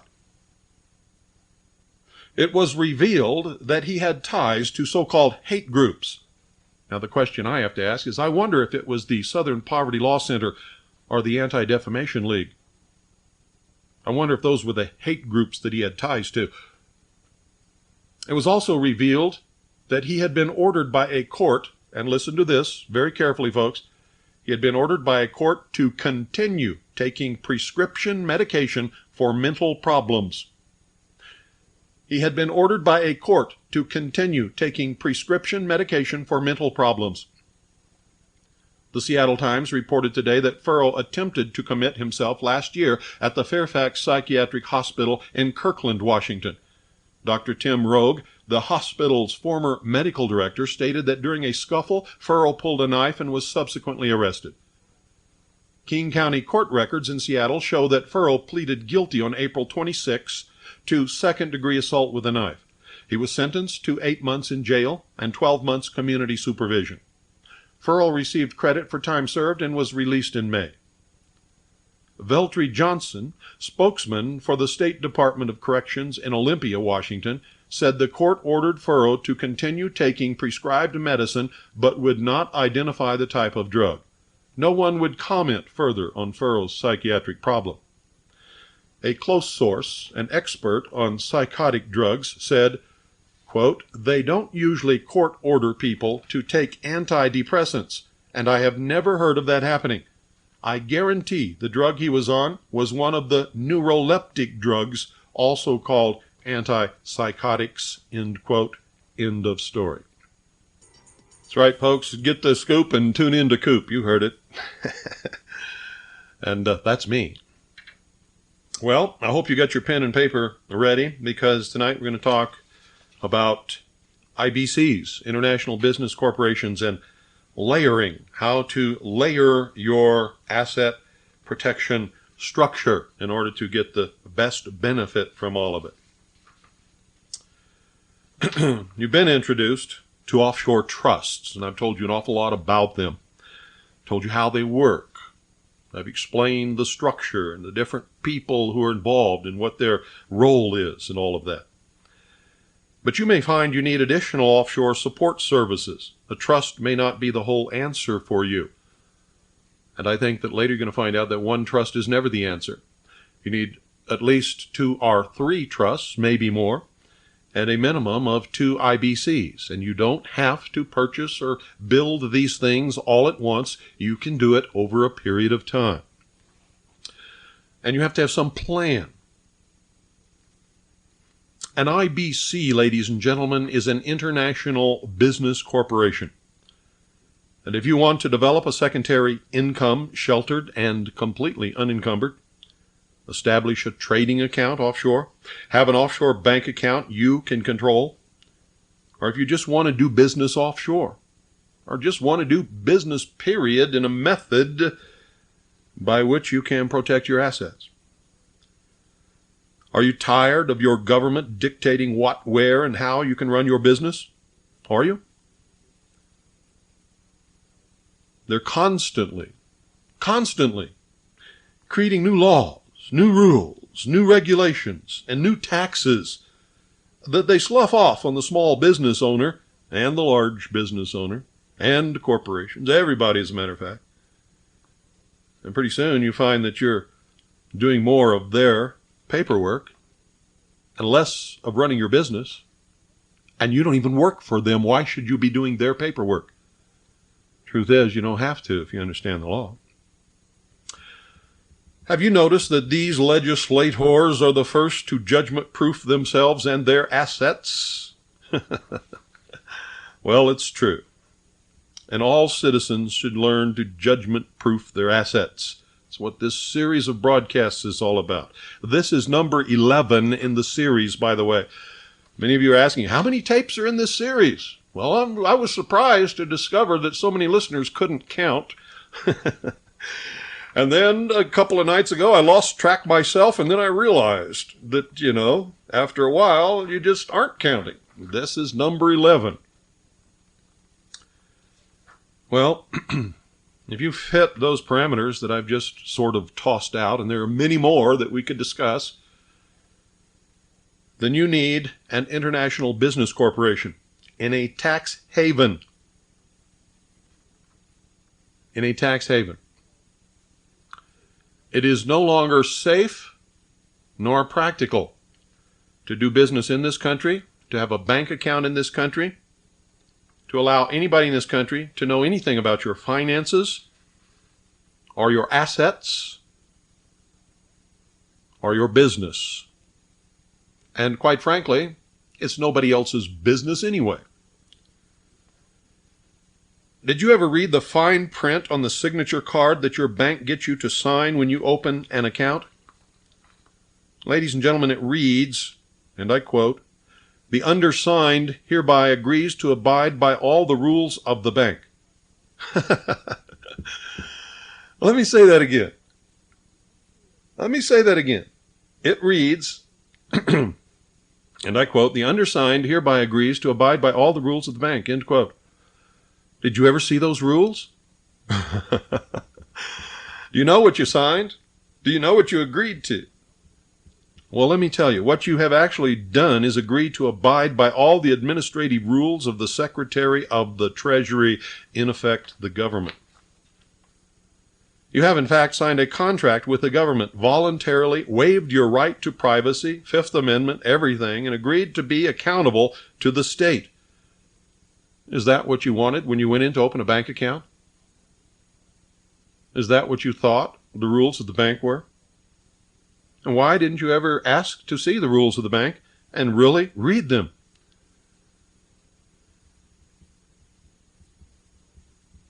See, what you did was enter into a partnership with the government.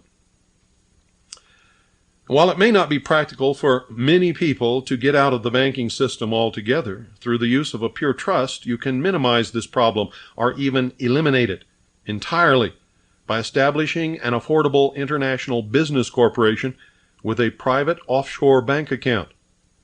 The government then knows nothing of your banking business and has no way to find out unless you tell them.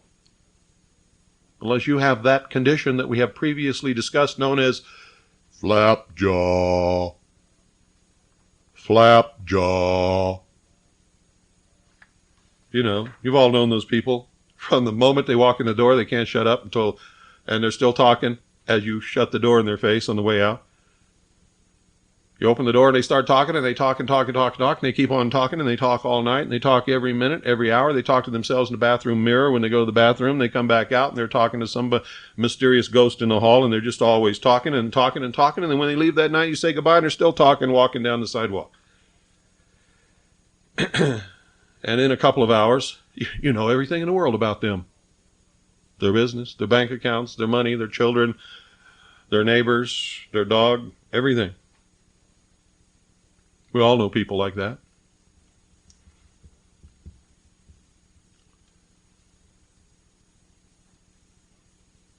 Wouldn't it be better just to shut your mouth? Not let anybody know anything about any of your private business? When somebody comes around prying and asking, say, you know, I don't mean to be impolite or anything, but that just really isn't any of your business. I don't pry into your private affairs, and I certainly don't want you to pry into mine.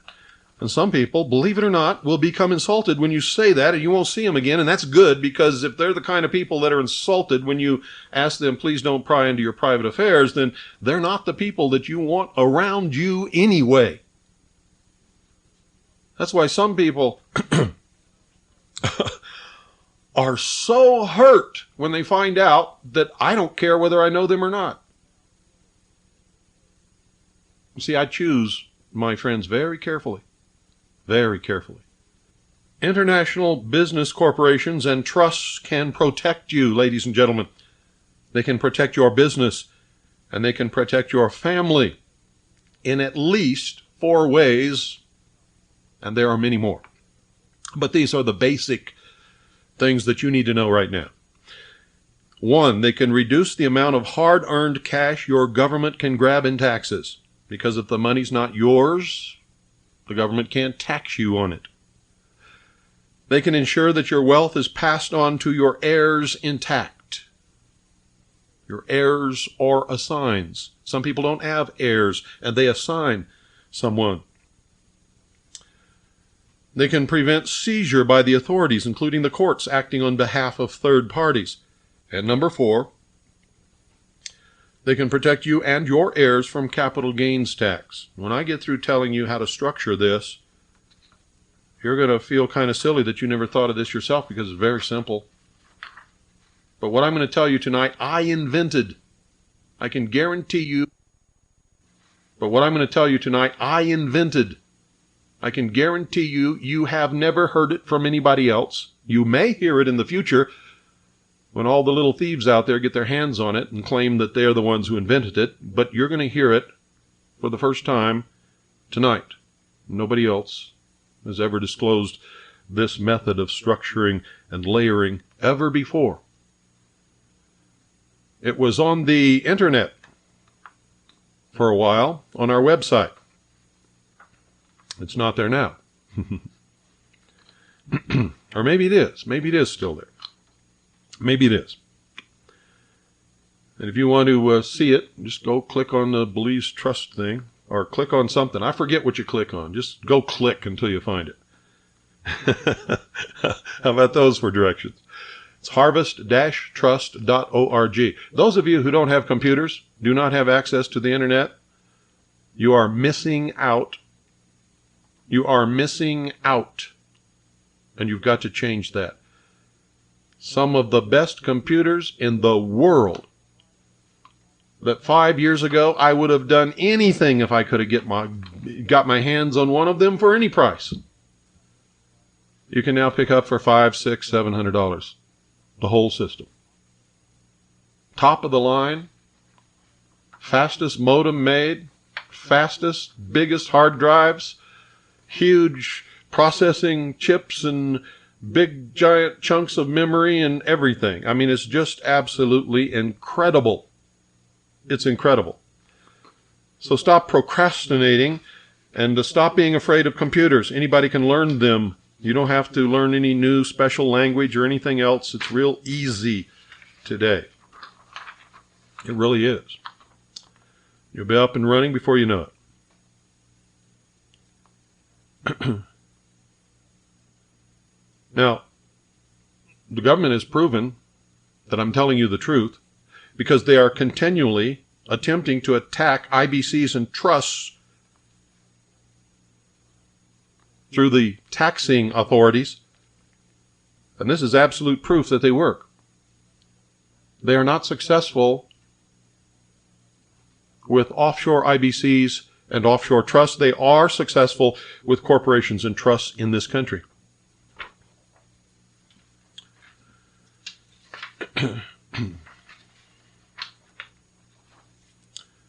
Now, as a member of this organization called PIL,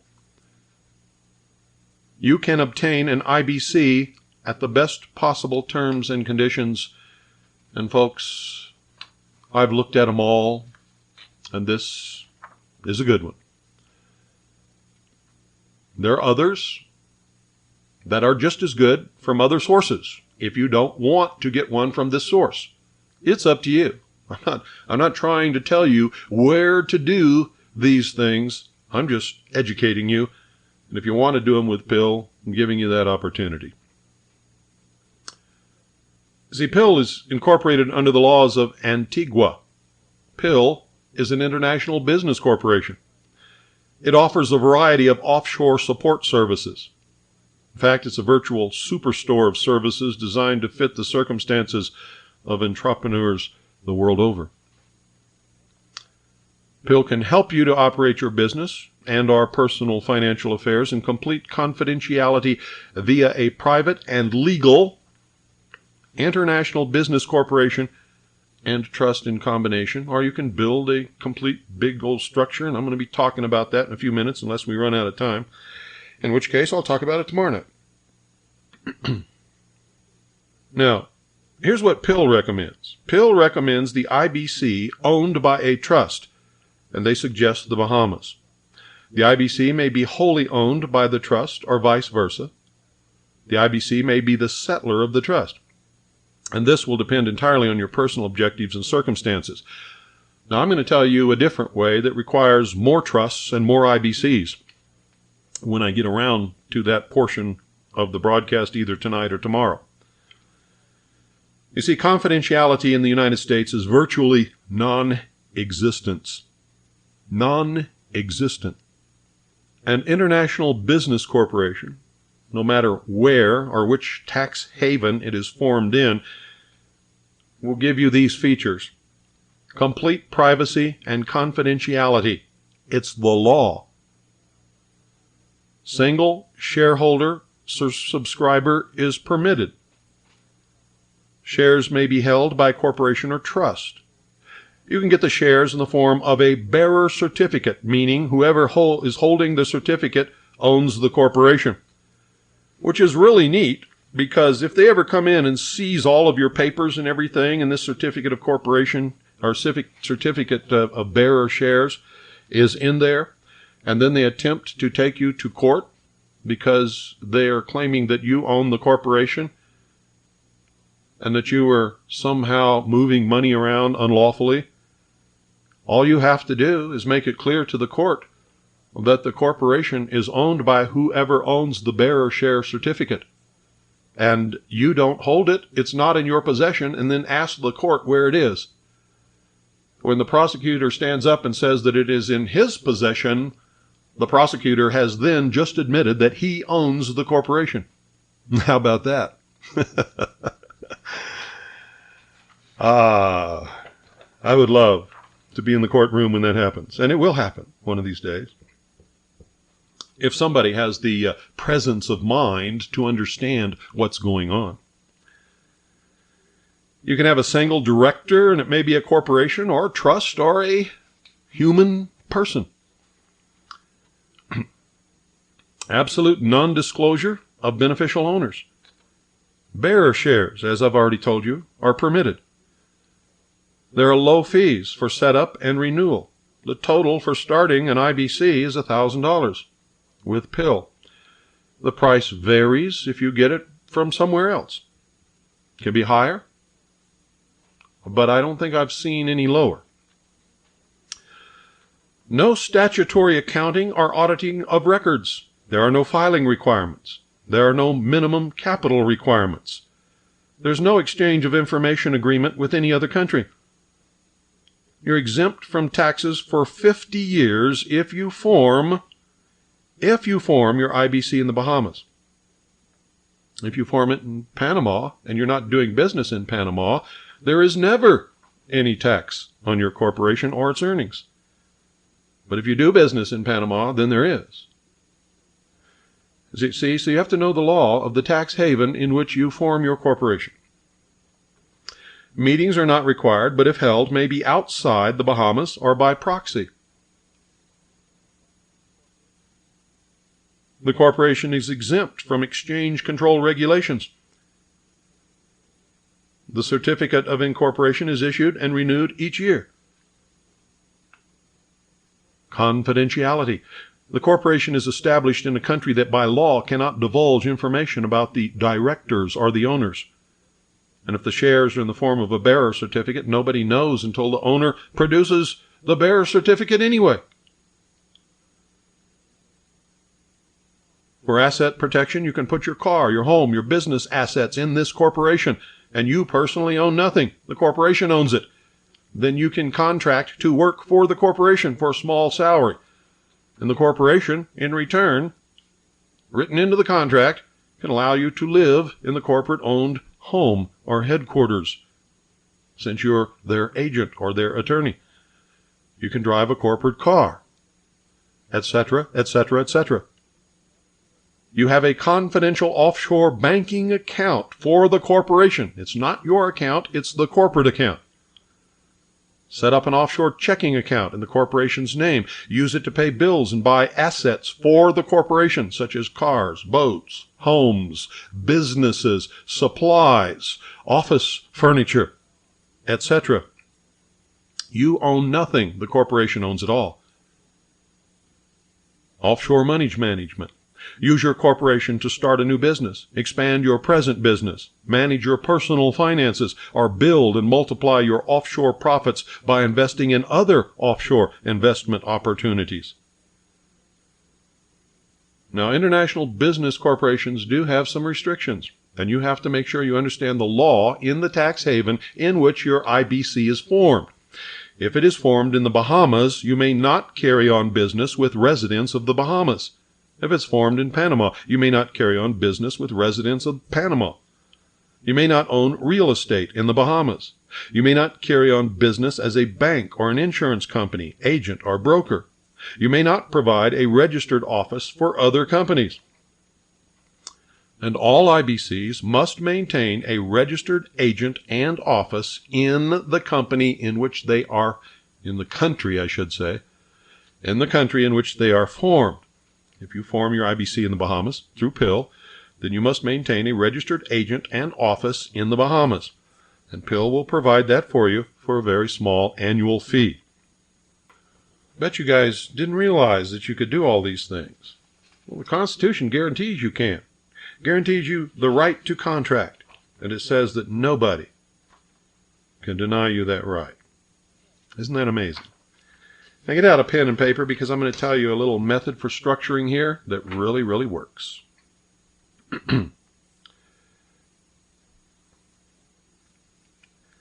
What you want to do, get your trust. First, then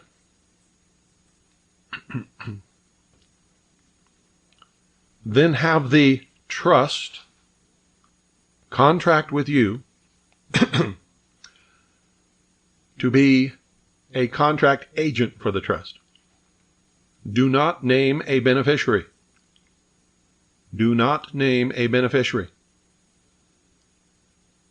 Then you, as the contract agent for the trust, will develop an international business corporation in whichever tax haven you prefer.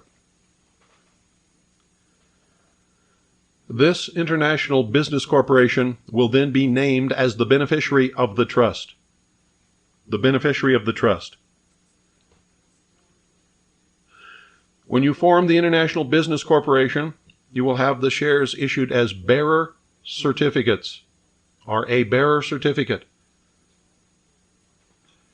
You will ask for nominee directors and an undated letter of resignation from those directors. You will then have that international business corporation make you the power of attorney. In fact, the acting, or actually the de facto attorney for the corporation, with a power of attorney to act for and on behalf of the corporation in all dealings. You will then, on behalf of that corporation, with the corporation becoming the settlor, establish a new trust. Establish a new trust. Then you will form another international business corporation, just exactly the same way you did the first, and that IBC will become the beneficiary of the second trust. The beneficiary of the second trust. And that international business corporation, ladies and gentlemen, will found another trust as the settlor of the trust. And remember, for each of these IBCs, you become the attorney with the power of attorney. That second IBC forms another trust, and the beneficiary of that trust will be the first trust. Then you have the first trust issue you a power of attorney to act on behalf of the trust, and you submit to PIL $225. $225. Ladies and gentlemen, you're going to love it. Well, I don't know, maybe you won't love it. You're going to submit to PIL $225 in order to have a change of deed, trust deed, and have it reissued with an offshore grantor, so that you are no longer the settlor of the first trust. You can have the offshore, or the new grantor, or settlor of the trust, named as either one of the business corporations or the third trust that was created.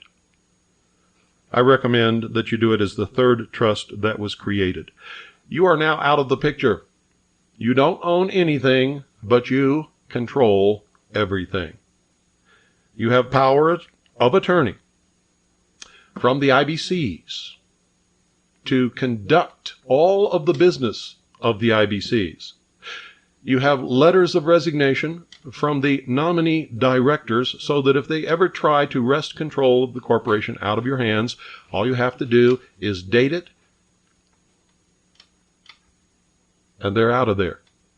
And you can date it for the day after the corporation was formed, or the day the corporation was formed. Doesn't make any difference. And then you can appoint your own directors. But you, acting as the attorney of record with a power of attorney for these international business corporations, can then conduct the business of the corporations.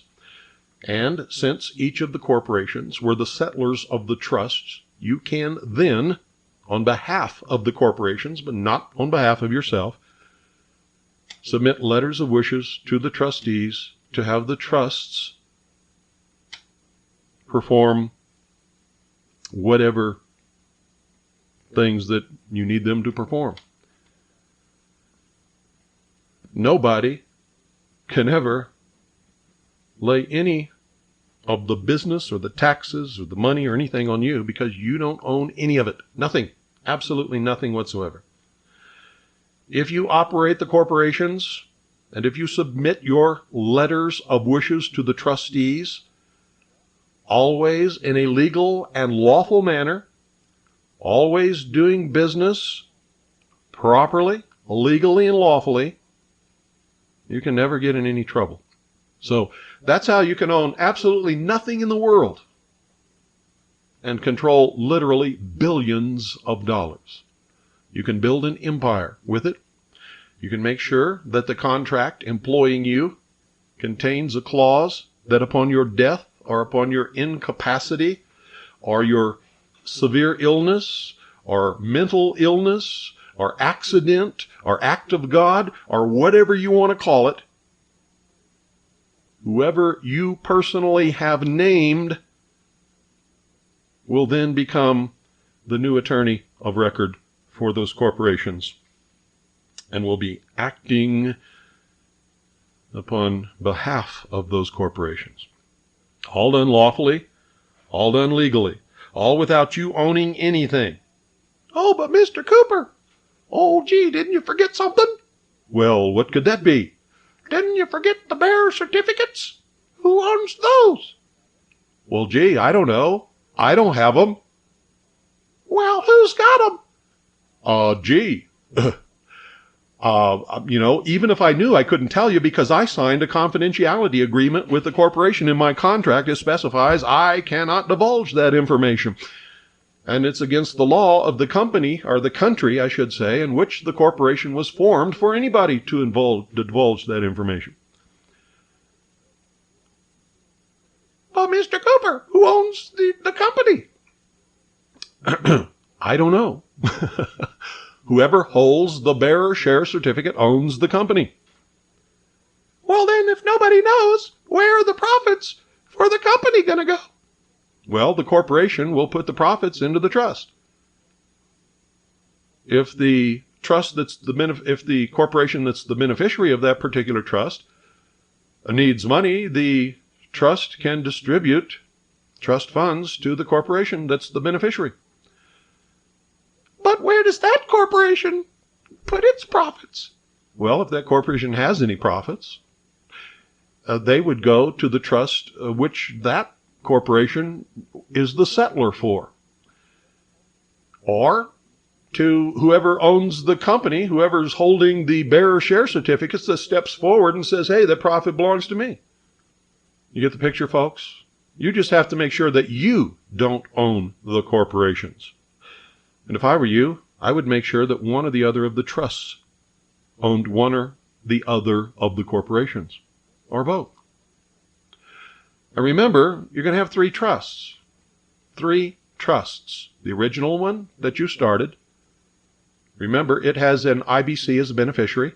That IBC is the settlor for the second trust. The second trust has an IBC for a beneficiary. That second IBC is the settlor for a third trust. That third trust has as a beneficiary the first trust. And you have stepped out of the picture completely, except you have contracted to control everything. And if I were you, I'd make sure that my salary was not enough to meet the requirement to file and pay income taxes in this country. Now, if you don't think you can do that, you go down and sit down with an expert. And there's plenty of them around. It might cost you some money. But if it will give you peace of mind, you go sit down with them and you outline this structure, this layering structure that I just gave you, and ask them if it will work. In the first place, they will be shocked to see such a simple layering structure that protects you absolutely and completely, because no one has ever heard of it or ever seen it before. I developed this, and until tonight, or until I posted it to the website, no one in the world knew about it. And believe me, I have done my research. It has never been done before by anyone. I'm the only one who has done it and is doing it and will continue to do it. When they take a good look at it, and believe me, I've done this, I've made sure, I've gone to some of the best experts in the world and paid a lot of money to have them look at it and tell me if there was anything wrong with it. They were amazed. They said it was the best structure they have ever seen in their entire life, and that it was bulletproof, and ladies and gentlemen, it is. Absolutely and completely bulletproof. if you build your structure and layer it like I have just told you, you too can become bulletproof. Remember, I'm telling you, you must do it lawfully, you must do it legally, you must obey all laws. If you have any questions about anything, talk to someone who is an expert and get their opinion, and get it in writing. And then, God bless you and your assets. So, you have my blessings and my permission to use that which I have developed. I hope that everybody in the world puts one of these structures together and uses it. And if you think it's worth anything to you, then down the line somewhere, send a little contribution in the form of cash or blank money orders, and they will not be mine.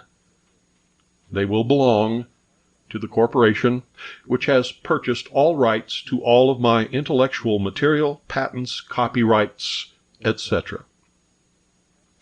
So you will not be donating to me. In fact, nothing ever comes to me, ever. Nothing that you've ever sent has ever gone into my pocket. Ever, not once. Not one penny of it belongs to me, nor would I ever take one penny of it. It isn't worth it. So, ladies and gentlemen, I hope that you have realized some benefit from what I have taught you tonight. I also hope you're smart enough to use it properly, and I also hope you're smart enough to understand that you do not have to do anything illegal, unlawful, or criminal in order to make it work. It works perfectly if you just obey the law. Good night, ladies and gentlemen. God bless each and every single one of you. You see, I really do love you all. I always have, and I probably always will. But you know what? When my daughter says something is bad or wrong, I don't tell her it's okay and she's sweet and nice because she did it. No. And I won't do that with you either. The only circumstances wherever I could do it is if I didn't love you. Good night, Annie. Good night, Pooh and Allison. I love you with all my heart and soul. I'm back. Yes, folks, the wizard is back. You're listening to the hour of the time, and I'm the wizard. And if you don't know who I am, then if you must know, I'm the wizard. Tonight we're going to finish up. This is tape number 12 in the Asset Protection Series. Tape number 12 in the Asset Protection Series. That is, if I get through all this material tonight. And if I do, then the series is finished, unless I get some calls and people want to do a call-in broadcast on Monday on the subject to clear up any questions you might have. But judging from the last two, I don't know if that would be productive or not. But we'll see. So make sure you have pen and paper by your side. Make sure you're ready to write after we do the little musical thing. But I want to let you know, folks, that things are going to get pretty tough pretty soon. You know, this guy that shot those poor Jewish children in Los Angeles? President Clinton, in an address today, referred to him as the militias are coming back. Well, President Clinton, I can guarantee you the militias are coming back, but he was not a militia. Didn't have anything to do with any militia, and you're a stinking, lying, puke-faced jerk. Just keep it up. Keep up your lies. If you think the American people can't see through your social engineering and your lies, boy, have you got another thing coming. You make me sick when I just see your face on television. I mean literally sick to my stomach. I know you're going to come out with some stupid lie every time I see you, and it never fails. He also is asking for Congress to pass strict gun control laws and to pass more hate crime laws. What do we need hate crimes for, ladies and gentlemen? Are you trying to tell me that if some stupid jerk marries, if some stupid jerk murders a black man and another stupid jerk murders me, that the murder of the black man is more serious than my murder? I don't think so. Because that's racism. What they're saying is the white race is worth nothing. I'm not a racist. I'm not a white supremacist. But I can see through this crap.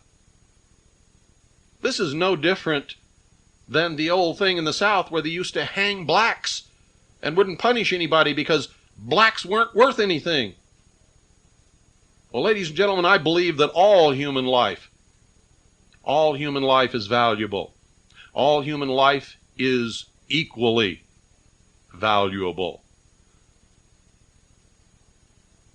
If somebody punches a Jewish guy in the mouth, are you trying to tell me that the guy should get 10 years, but if he punches me in the mouth, he should only get 2? Is that what you're trying to tell me, you stupid jerks? I'm sick of this crap. I'm sick of it. And you all start better getting sick of it, because pretty soon you're going to be living under the Fourth Reich. And I'm not kidding you one bit. It's coming. Herr Clinton, the new Nazi, the new Hitler in the White House, has just appointed an information minister. Did you know that? Joseph Goebbels has risen from the dead. I told you this New World Order was going to be just exactly like Hitler's vision of his new order of the world.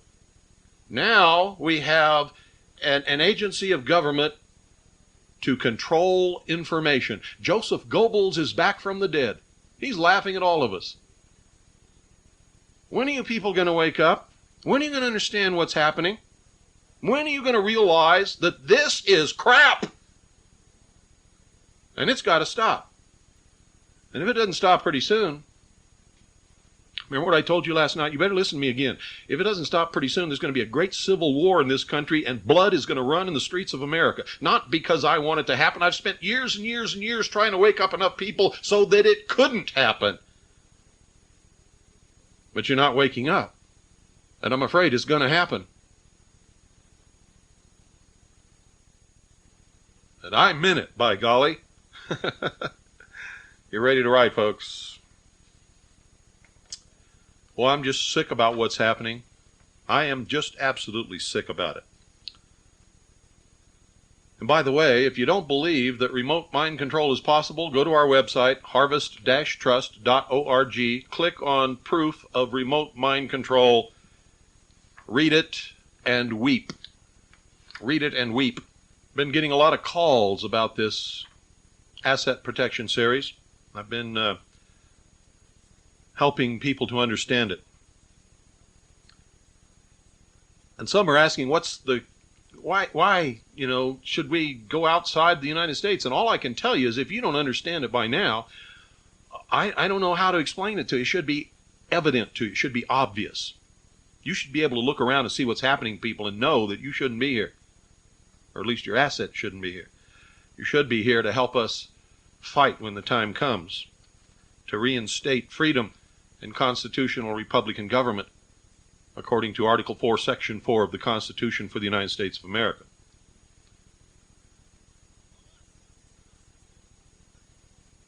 There is a steady devaluation of the United States so-called Federal Reserve note. 90%, in fact over 90% since 1939, just 30% of that since 1985, and it's just going to be more to come.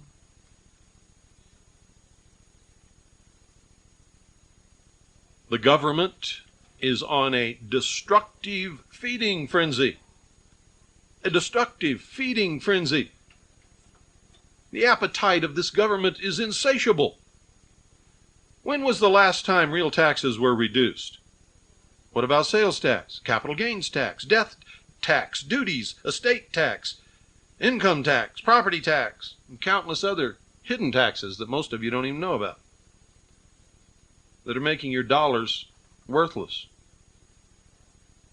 Most of us, if we're involved with this Internal Revenue Service Nazi jackbooted thugs extortion scam, have to work 5 or 6 months out of the year before they can even start putting anything in their own pocket. It's disgusting. And I don't know why you do it. There is, whether you know it or not, the worldwide, the global economic collapse is not over. It's just sort of been put on hold. And so it's pending. And then there's the growing problem of the out-of-control welfare state. You know why you've got to work 5 or 6 months out of every year? That's because almost every penny that comes into government has to go out for some entitlement program that somebody now believes we owe them. I don't owe anybody anything, unless you can give me a contract with my name on it. I don't know about you. Most of what you pay in that's called the so-called income tax does not go to pay for anything to run the government, no matter what you think or have been told. It's out of control. During the next 25 years, the world will see the biggest shift in economic strength for more than a century. You see, money's on the move around the world. New wealth is being created at a frantic pace in different countries: Asia, South America, Europe, and the Middle East. Old money is following new money as savvy investors look to get in on the phenomenal growth in these areas, and often while their own countries are stagnating. It doesn't mean the United States of America will be washed away, but it does mean that one should be prepared to That's a secret message to our agents in the field, folks. One should be prepared to It's another secret message. To diversify globally. You see, we live in a new era. It's an era of change. And nothing's going to stop it. One thing I've learned in my life is that everything changes eventually. And once that change reaches a certain point, there's no going back. And those of you who are sitting around thinking that it is going to go back, you're fooling yourselves.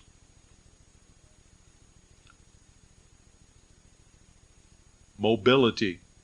Nobody lives in the same town anymore all their life. Nobody. Nobody.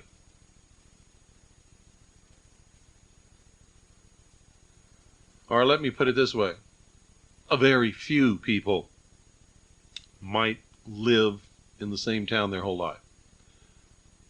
Most people, the great majority of people, don't even live in 2 towns for their whole life, or 3 or 4.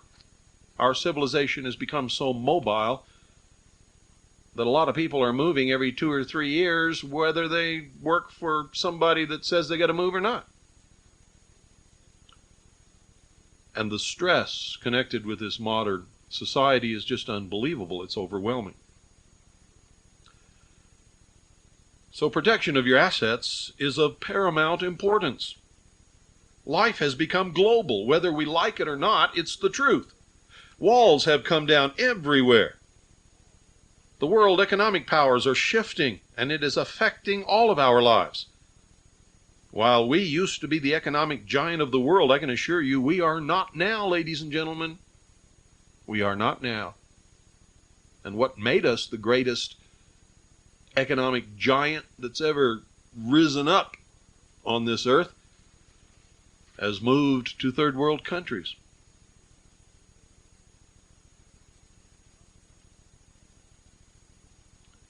The advent of computers, email, the internet, World Wide Web, the information superhighway, satellites, cell phones, Makes communication instantaneous and information available so easily, not only to you, the consumer, but also to those who wish to intrude into your personal and financial affairs. Privacy and confidentiality is gone, ladies and gentlemen.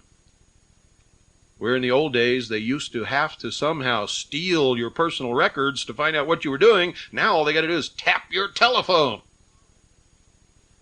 Privacy and confidentiality is gone. Just look at all the new reporting requirements that never existed before in history, imposed on all the facets of business and banking. Cash transaction reporting, cash deposits reporting, cash withdrawal reporting, cash transfer reporting, employee payment reporting. More and more, it becomes essential that a portion of your estate, no matter how large or small, be diversified and secured offshore in a bank or a trust or an IBC. And it is now affordable to all of us, not only to the rich. In less than 20 years, the world stock market inventory has grown 700%. Can you imagine what that means?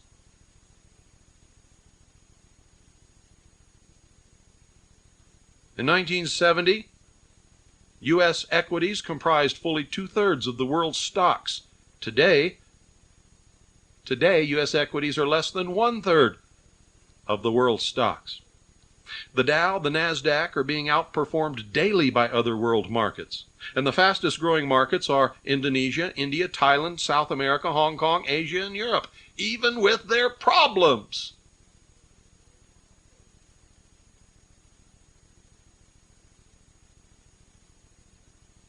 You see, for many years, Americans have thought that for investment and banking to be safe, they had to be American.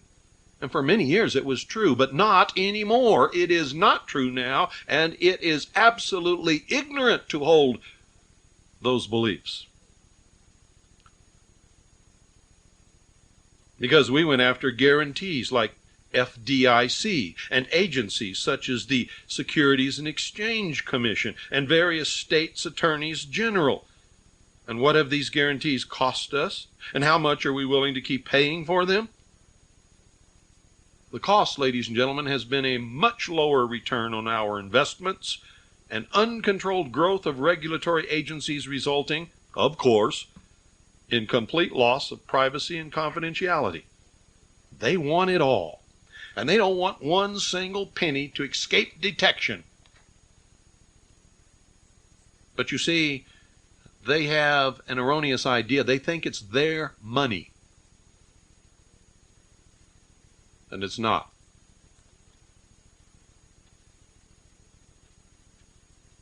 I don't care what they say. Anything you earn with the sweat of your brow belongs to you. The average American works for half pay. Did you know that? 30 seconds of every minute you work, you're working for the government. Figure it out. If it takes you 5 to 6 months just to break even on the income tax, if you're into that scam, and I'm not, thank goodness, that's half the year. That's 30 seconds of every minute you work. You're working for the government. Only the government's not paying you, they're taking from you. And a detailed examination of all taxes reveals approximately 108 hidden taxes or more that we all pay every day when we purchase goods and services. See, you don't realize that when you go and buy a loaf of bread, the people that purchased the ingredients to make that bread and baked that bread had to pay a whole bunch of taxes before the bread was even put in the oven on that ingredients that went into the bread. And a whole bunch of other things. And we all pay these every day when we purchase goods and services. And this translates to just over 50% of your income going to taxes. If that's not enough, the bankrupt government has found another way to get it. They get at what we own. So you earn the money, you pay the taxes on the money, what's left you go down and you purchase something, and guess what? They want that too. It's called asset forfeiture. Asset forfeiture. 84% of the people who have assets seized have no criminal or legal charges ever filed against them, and no matter how hard they try, they cannot get their property back. They're not criminals. They didn't do anything wrong. Some local official or some federal official decided they wanted that property, and they just go and take it.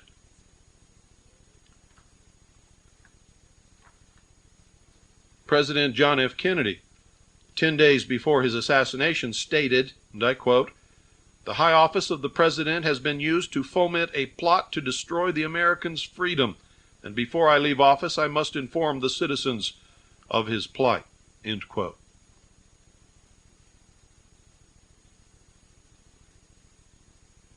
Capital is becoming more mobile. The capacity to earn high income is no longer tied to residence or specific locations, folks. Today, wealth can be earned almost anywhere by anyone using highly portable information technology. And soon the advances of the information age will make income taxes truly voluntary. In effect, they will become uncollectible. And that's what I'm trying to do by teaching you all this. Governments will be forced to get their money from consumption and our head taxes.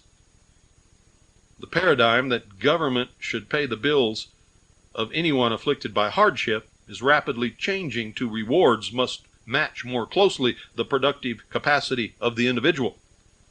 And for decades now, failure has been subsidized, and ordinary people have come to believe that failure is an asset, and somehow the rest of us owe them life and money and food and work and a place to live. And it's all bullshit. We don't owe them a damn thing. Nothing.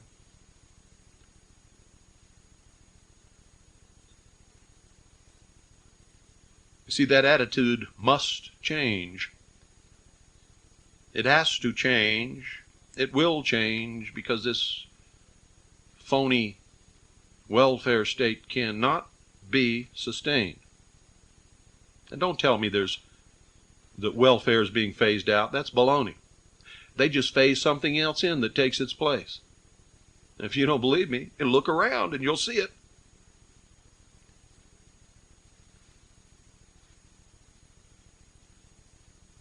Just 10 years ago, entitlement payouts were half what they are today. So tell me they're phasing out the welfare state. It's not true. And how about the aging of America? Shouldn't that be a pleasant experience? But unfortunately, the cost of out-of-control government and the growing bureaucratic intervention in every aspect of our lives is making the American aging experience most unpleasant indeed. Do you realize the cost of regulation to American society now exceeds the cost of federal taxation, according to Daniel Oliver, the former chairman of the Federal Trade Commission? One study by the Heritage Foundation estimated the cost of federal regulation at $667 billion a year, and that's about $8,400 for every single American household.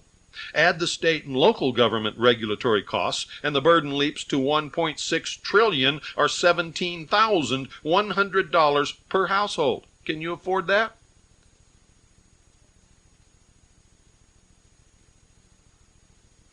Did you know that America has the lowest rate of savings per capita of any nation in the world? Any nation in the world? Why is that? Well, it's a combination of two things: taxation, the availability of ready credit, and the idea that somebody owes us. And that no matter what happens, we're going to be taken care of. You better think again. Capital gains, estate taxes, probate, taxation on income no matter where in the world you earned it. A uniquely American phenomenon. How does this work out? Savings, well, There is certainly something discouraging Americans from putting money aside for a rainy day. I think part of it has to do with they're afraid somebody's going to take it away from them. Did you know that capital gains tax is more like confiscation than taxation? And if you don't believe that, consider this. Inflationary gains are taxed on investments that actually lost money relative to inflation. How's that for discouraging savings and investments? I can see you scratching your head there. Well, let me tell you again. Inflationary gains are taxed on investments that actually lost money relative to inflation. It's the truth. Do you know what America's real debt is? Do you? We all know about the on-the-books debt. That is the 4.6 trillion. That is 3.4 trillion of publicly held debt and the 1.2 trillion federal trust funds. This on-the-books debt is scheduled to grow to 6 trillion in the next 7 years. But what most of us don't realize is that there is an off-the-books debt, meaning the unfunded benefit liabilities, pension obligations of the federal government employees of the government, military, and Social Security. That adds up to a minimum of 14.4 trillion, and ain't nobody got it nowhere to give to nobody. That means a total of $17.4 trillion of debt. And I can see you scratching your head again, say, oh, but Clinton just told us he balanced the budget. Folks, balancing the budget hadn't got a damn thing to do with the debt. He's playing a game of smoke and mirrors with you, and you don't understand it. And this is based on 1991 and 1994 figures. And that's $70,000 for every man, woman, and child in this country. Even retirees and welfare recipients, counting everybody. Now, if the government were a private firm, it would be required to have that pension money in the bank. If a firm in the private sector were to behave like the government, it would be charged with fraud. It would be forced into bankruptcy court, and it would be put out of business. And if you think that's bad enough, this was overheard in the halls of Congress, and I quote, "They can't be allowed to take it with them. It must be distributed to society," end quote. In fact, there is legislation being considered in Congress this very moment to lower the $600,000 individual exemption from estate taxes to less than $200,000, to legislate an exit tax so that citizens cannot take it with them if they leave the country, new reporting regulations aimed directly at transfers of assets to foreign trusts. But none of that is passed yet, which means you better get to shaking a leg here. Unfortunately, right now, there's not much chance of this legislation passing. But they'll nibble at it, and they'll pass it a little at a time until in 2 or 3 years it'll all be passed, like they've been doing with everything else. And what this proves is a growing tendency of government to feel that they have a right to the fruits of our labor. So if you don't believe that Karl Marx is living in the White House, you better start reading what Karl Marx had to say. Because that's a Marxist belief. Is this really what you intended when you sent your congressman up there to work for you? I don't think so. Did you really think he was going to go up there and work for you? I haven't thought that for years. And if you've been following the news, you should be aware that we are headed for hard economic times in the form of inflation, higher taxes, bigger and bigger government, more welfare, more American jobs moving out of the country, a bigger deficit, a higher public debt, larger federal and state budgets, and more government involvement in our private lives. It's bad enough that we have tens of millions of people in our country feeding off the taxpayers, but now we have millions of uninvited illegal aliens pouring into our country who came here because of what this country represents, but when they get here, they want to change it into what they left. Isn't that amazing? Isn't that amazing? What kind of brain power is behind that concept. And they want the U.S. taxpayer to pay their way through life. And they're getting it. Situation's out of control, folks. When people run away from socialism and tyranny to come to this country to beg for it to be instated here,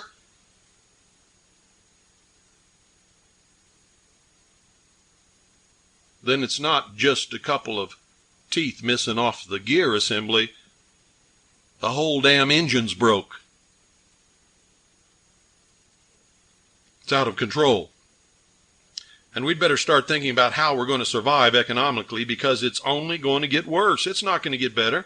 We are headed for a collision with reality.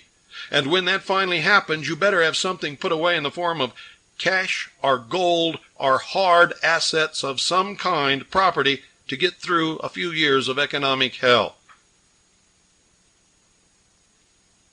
Just consider, have you looked at the stock market lately? What's holding it up? None of those companies are worth anything near what their stock is getting. And how much money is represented in that stock market is nothing but a piece of paper with nothing behind it.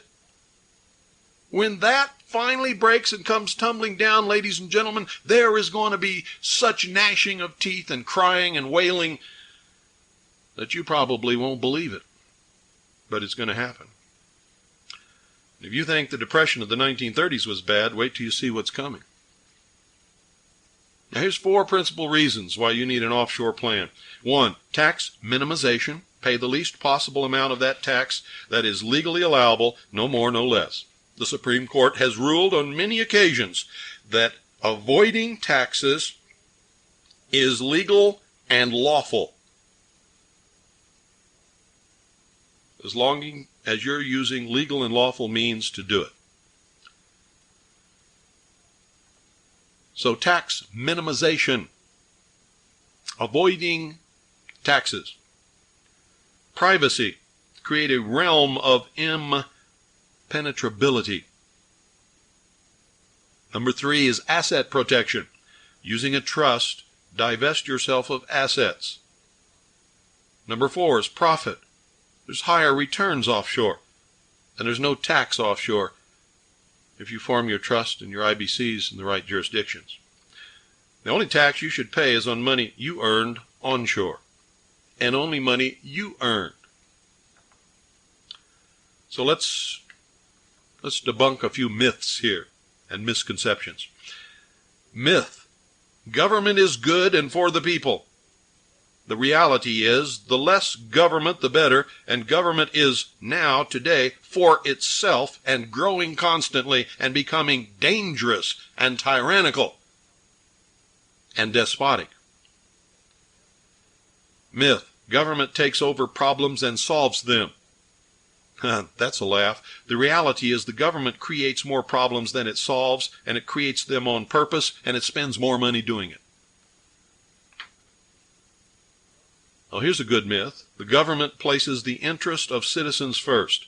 How many of you believe that? The reality is that they have guaranteed their own re-election and their own long-term security, and they don't give a damn about the citizens, and they've proven it over and over and over and over. And they're the biggest batch of chronic liars that have probably ever lived in history. Myth: government knows what's best for the common good. The reality, ladies and gentlemen, government is usually out of touch with the people and always acts too late at considerable extra cost. Myth: here's a good one.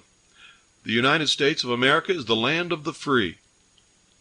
The reality, ladies and gentlemen, the United States of America, the citizens, are losing more freedom every day as the country ages and government grows out of control and the Fourth Reich begins to take shape. How about this one? Taxation is an obligation we owe to the government. Reality? The government works for the people, and we should decide what to pay them. If we paid only what they are worth, think of the taxes we could save. Misconception. Trusts are only for the rich and powerful, and usually for businesses. The reality? It's time we all availed ourselves of the benefits of trusts, because everyone needs asset protection, not just the rich and powerful. Misconception. A trust automatically means investment and a return on investment. Nope. Reality. A trust is an instrument, a document, a contract, a legal person, allowing orderly financial planning, saving, and minimizing taxation. If you use it properly within the law, it can be of great help to you. Misconception. Having a trust means an individual bank account. Reality is that trust funds are usually kept in a master account and no checking privileges exist. Misconception. A trust is just not for me. The reality is everyone needs a trust. If you need a bank account, you need an IBC, and the bank account is for the IBC, not for you. A trust can have a bank account. A trust can also issue a credit card for you. There's lots of things that you can do with the trust. There's even more things you can do with several trusts in conjunction with several IBCs. Now, America is aging, folks. Sometimes we refer to this as a young country because in the whole scheme of things, 200 and some odd years doesn't seem like a long time, but we're showing all the symptoms. You see, unfortunately, one of the side effects of aging is growing government, growing bureaucracy, loss of privacy, ever-increasing taxation, and litigation galore. It has happened to every single other great country of the past, and now it's happening to us here in the United States of America. It happened to us faster, because we do everything faster. And we really haven't been paying attention. If we had, maybe it wouldn't have been happening so fast. America used to be known as the land of the free. Now it's known as the land of the free lunch. Used to be known as the land of the brave. But I look out there and all I see is a big mass of cowards. Cowards. And you all know it's true. Tell me you're not a coward next April the 15th when you file your income tax return. Look me right in the eye and tell me you're not a coward.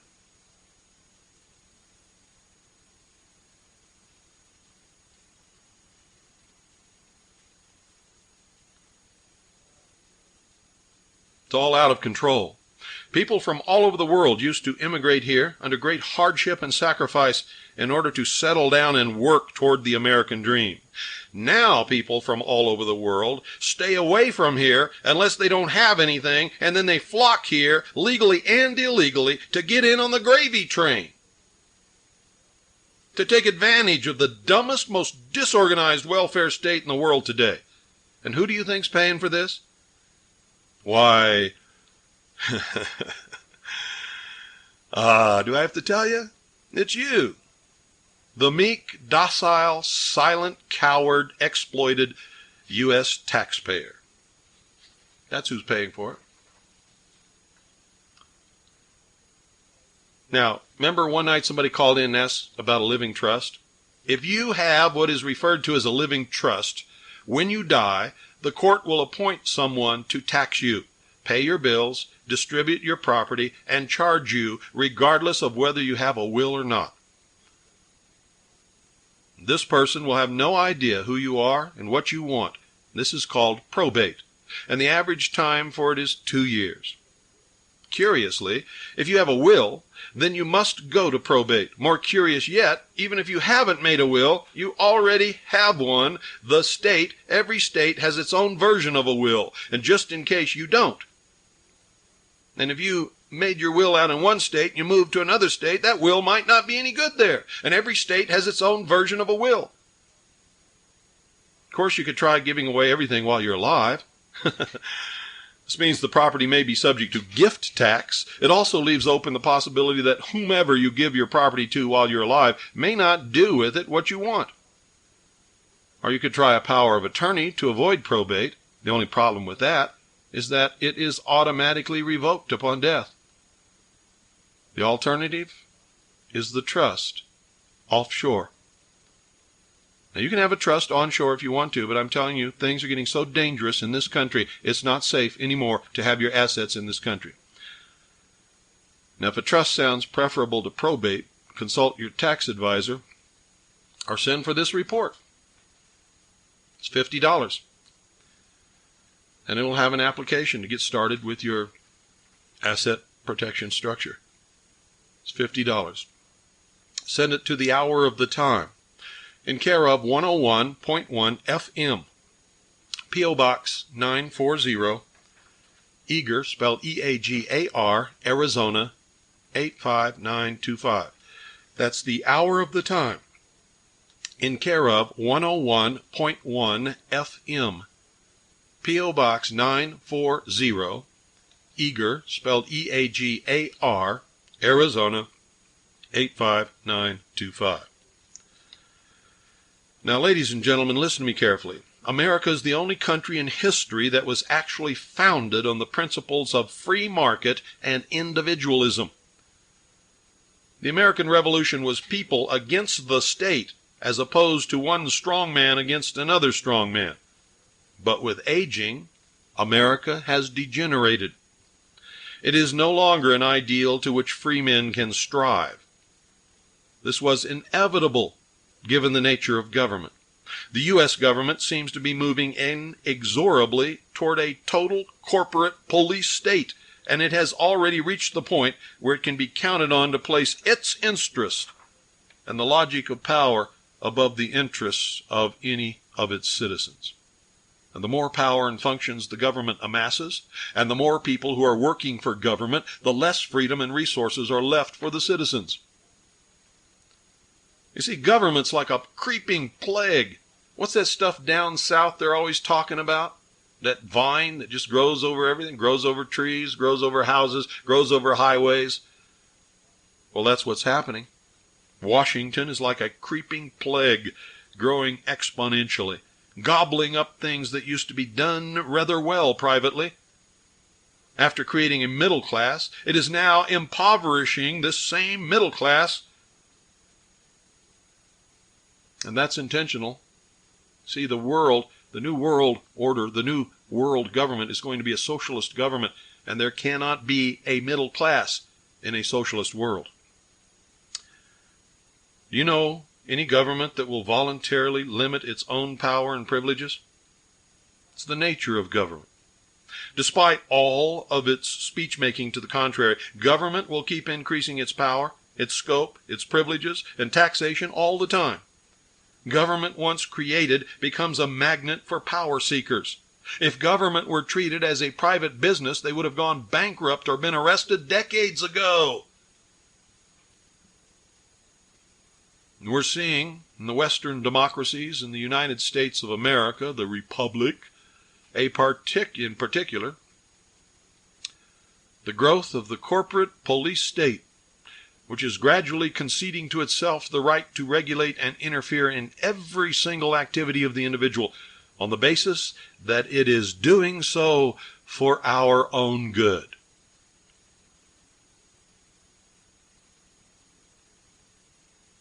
Did you realize that 1/3 of the average business person's time is spent filling out government forms? The American economy is already burdened with so many controls and regulations that the price of many goods and services is doubled by tariffs, quotas, duties, franchises, subsidies, minimum wages, price regulations, state-sanctioned cartels, licensing, Social Security, medical plans, bureaucracy, EPA regulations, and thousands of other burdens. What to do? What to do? 20 cents of every tax dollar, they say, goes to pay the interest alone on the enormous country debt. And I'm telling you that 100% of every tax dollar goes to pay that interest. And it's growing every second.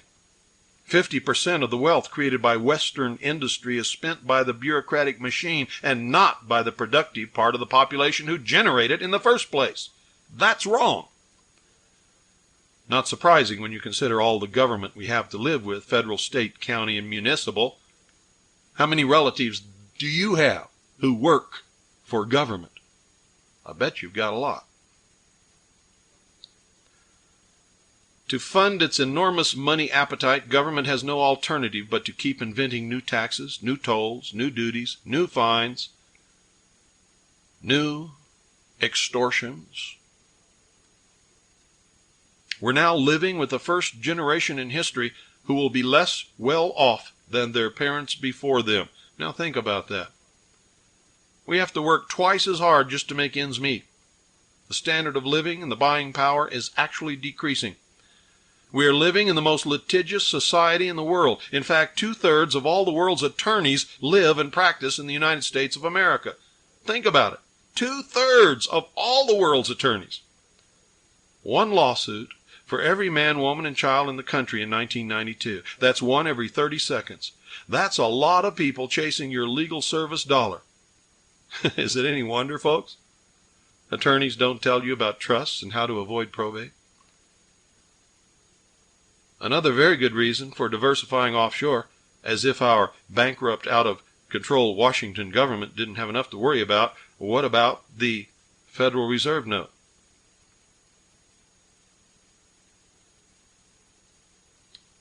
This was printed in Harper's Magazine. And I quote, "Our currency in cyberspace. The U.S. dollar headed south last spring right into the heat. In 2 mad sprints downward in May and June, our money hit post-war lows against the Japanese yen and the German mark."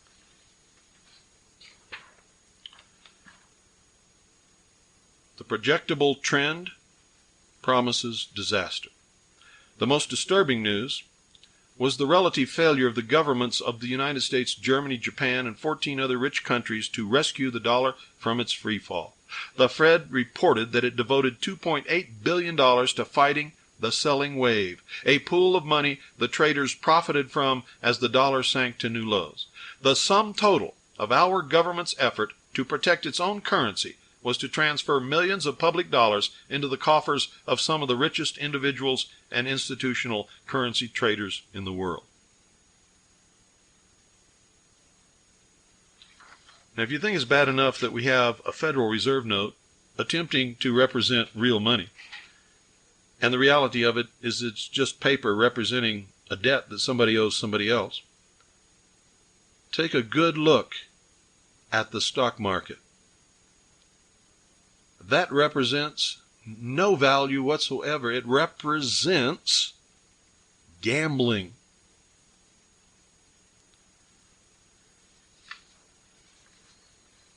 And sooner or later, it's got to come down. It's nothing but paper. If you were to take any one of those companies, any one of them, and cash them out and sell all their assets and divide it amongst the stockholders wouldn't get 10 cents on the dollar. If they were lucky to even approach 10 cents. Figure it out for yourself. Don't believe me. The United States, ladies and gentlemen, to a large extent is a victim of its own success. Big American companies that looked poised to take over the world are now finding themselves having to transplant their operations to countries with lower cost labor. The competitive advantage has shifted to foreign economies. We were once the richest nation on earth. We created a huge middle class, and now we find that same middle class worried about their economic future. It is confused about why its income is falling relative to those in the rest of the world. Regulation. Like an anchor dragging through the mud, we are laden down with regulation and taxation, which raises the cost of doing business to the point it prevents us from competing in the international marketplace. Low labor costs, lack of regulations, and healthy local climates all combine to make foreign markets more attractive to true entrepreneurs, including American entrepreneurs. In 1991, for the first time in a century, The United States became a net payer rather than a net receiver of foreign investment income. And just recently they announced that our trade deficit was soaring. And they said it's good for the country. You know what the trade deficit means? It means we owe more foreign countries for their goods and services which they're selling in this country than we're getting from any of them in return for any of the goods and services that we may be selling them. And why is that? Because we don't have any more goods and services to sell them. We don't have any manufacturing industry left in this country. Just a few brave souls trying to hang on, like Drake Radio. This situation is not going to reverse itself for a long, long time. It will take many decades before the average Chinese citizen earns as much as the average American citizen, and it may take as long before America's anti-savings and anti-investing policies are reversed. And this guarantees that the dominant trend of the years to come will be a relative transfer of wealth from America to foreign nations, hence global diversification. And nothing's going to stop it. No wishful thinking, no sad-eyed look to the past. So you must take steps to invest at least a part of your portfolio offshore. Whether you do it with a trust or an IBC or with Pill or with somebody else, I don't care, but you'd better do it. The only real defense today, right now, against loss of purchasing power is global diversification. If you don't believe me, look what's happened to your purchasing power just since I was 13 years old. My father was considered to be upper middle class, earning $10,000 a year. We owned our own home. He fed and clothed a family of 5 and took care of us very well. My mother never worked a day in her life. $10,000 a year. Can you do that now? Can you do it now? Hell no, you can't. And you're not going to do it tomorrow or next year because next year it's going to be worse. And you'd better come to understand that right now. Remember what I taught you last night? If you were listening very carefully, you know. Not only will you not owe or be required to file and pay the tyrannical income tax, the unlawful, unconstitutional income tax, if you followed my instructions,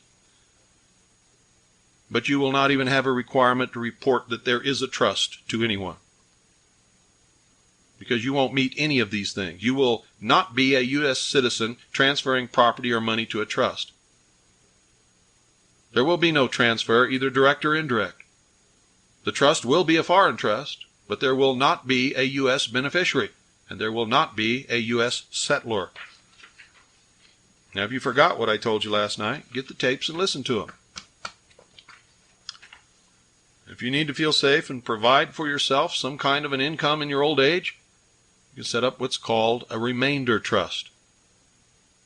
And in the contract for that remainder trust, you can specify exactly who is going to get what amount every year for the rest of their life, or for 10 years or 5 years or whatever. You can do it, if that will make you feel better. But right now you need to do something. You need to order this report. You need to order all 12 of these tapes. It's up to you. The tapes for non-members are $11 a piece. For members, I believe they're $8 a piece. $11 a piece for non-members. For members, they're $8 a piece. The report is $50, and it includes an application to get you started.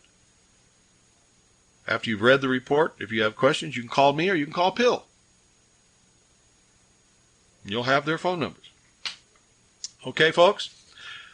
That's it. That is it in a nutshell. So, good night. God bless each and every single one of you. Annie, Pooh, and Allison, good night. God bless you. I love you. I miss you. I think about you all the time. I can't stand it.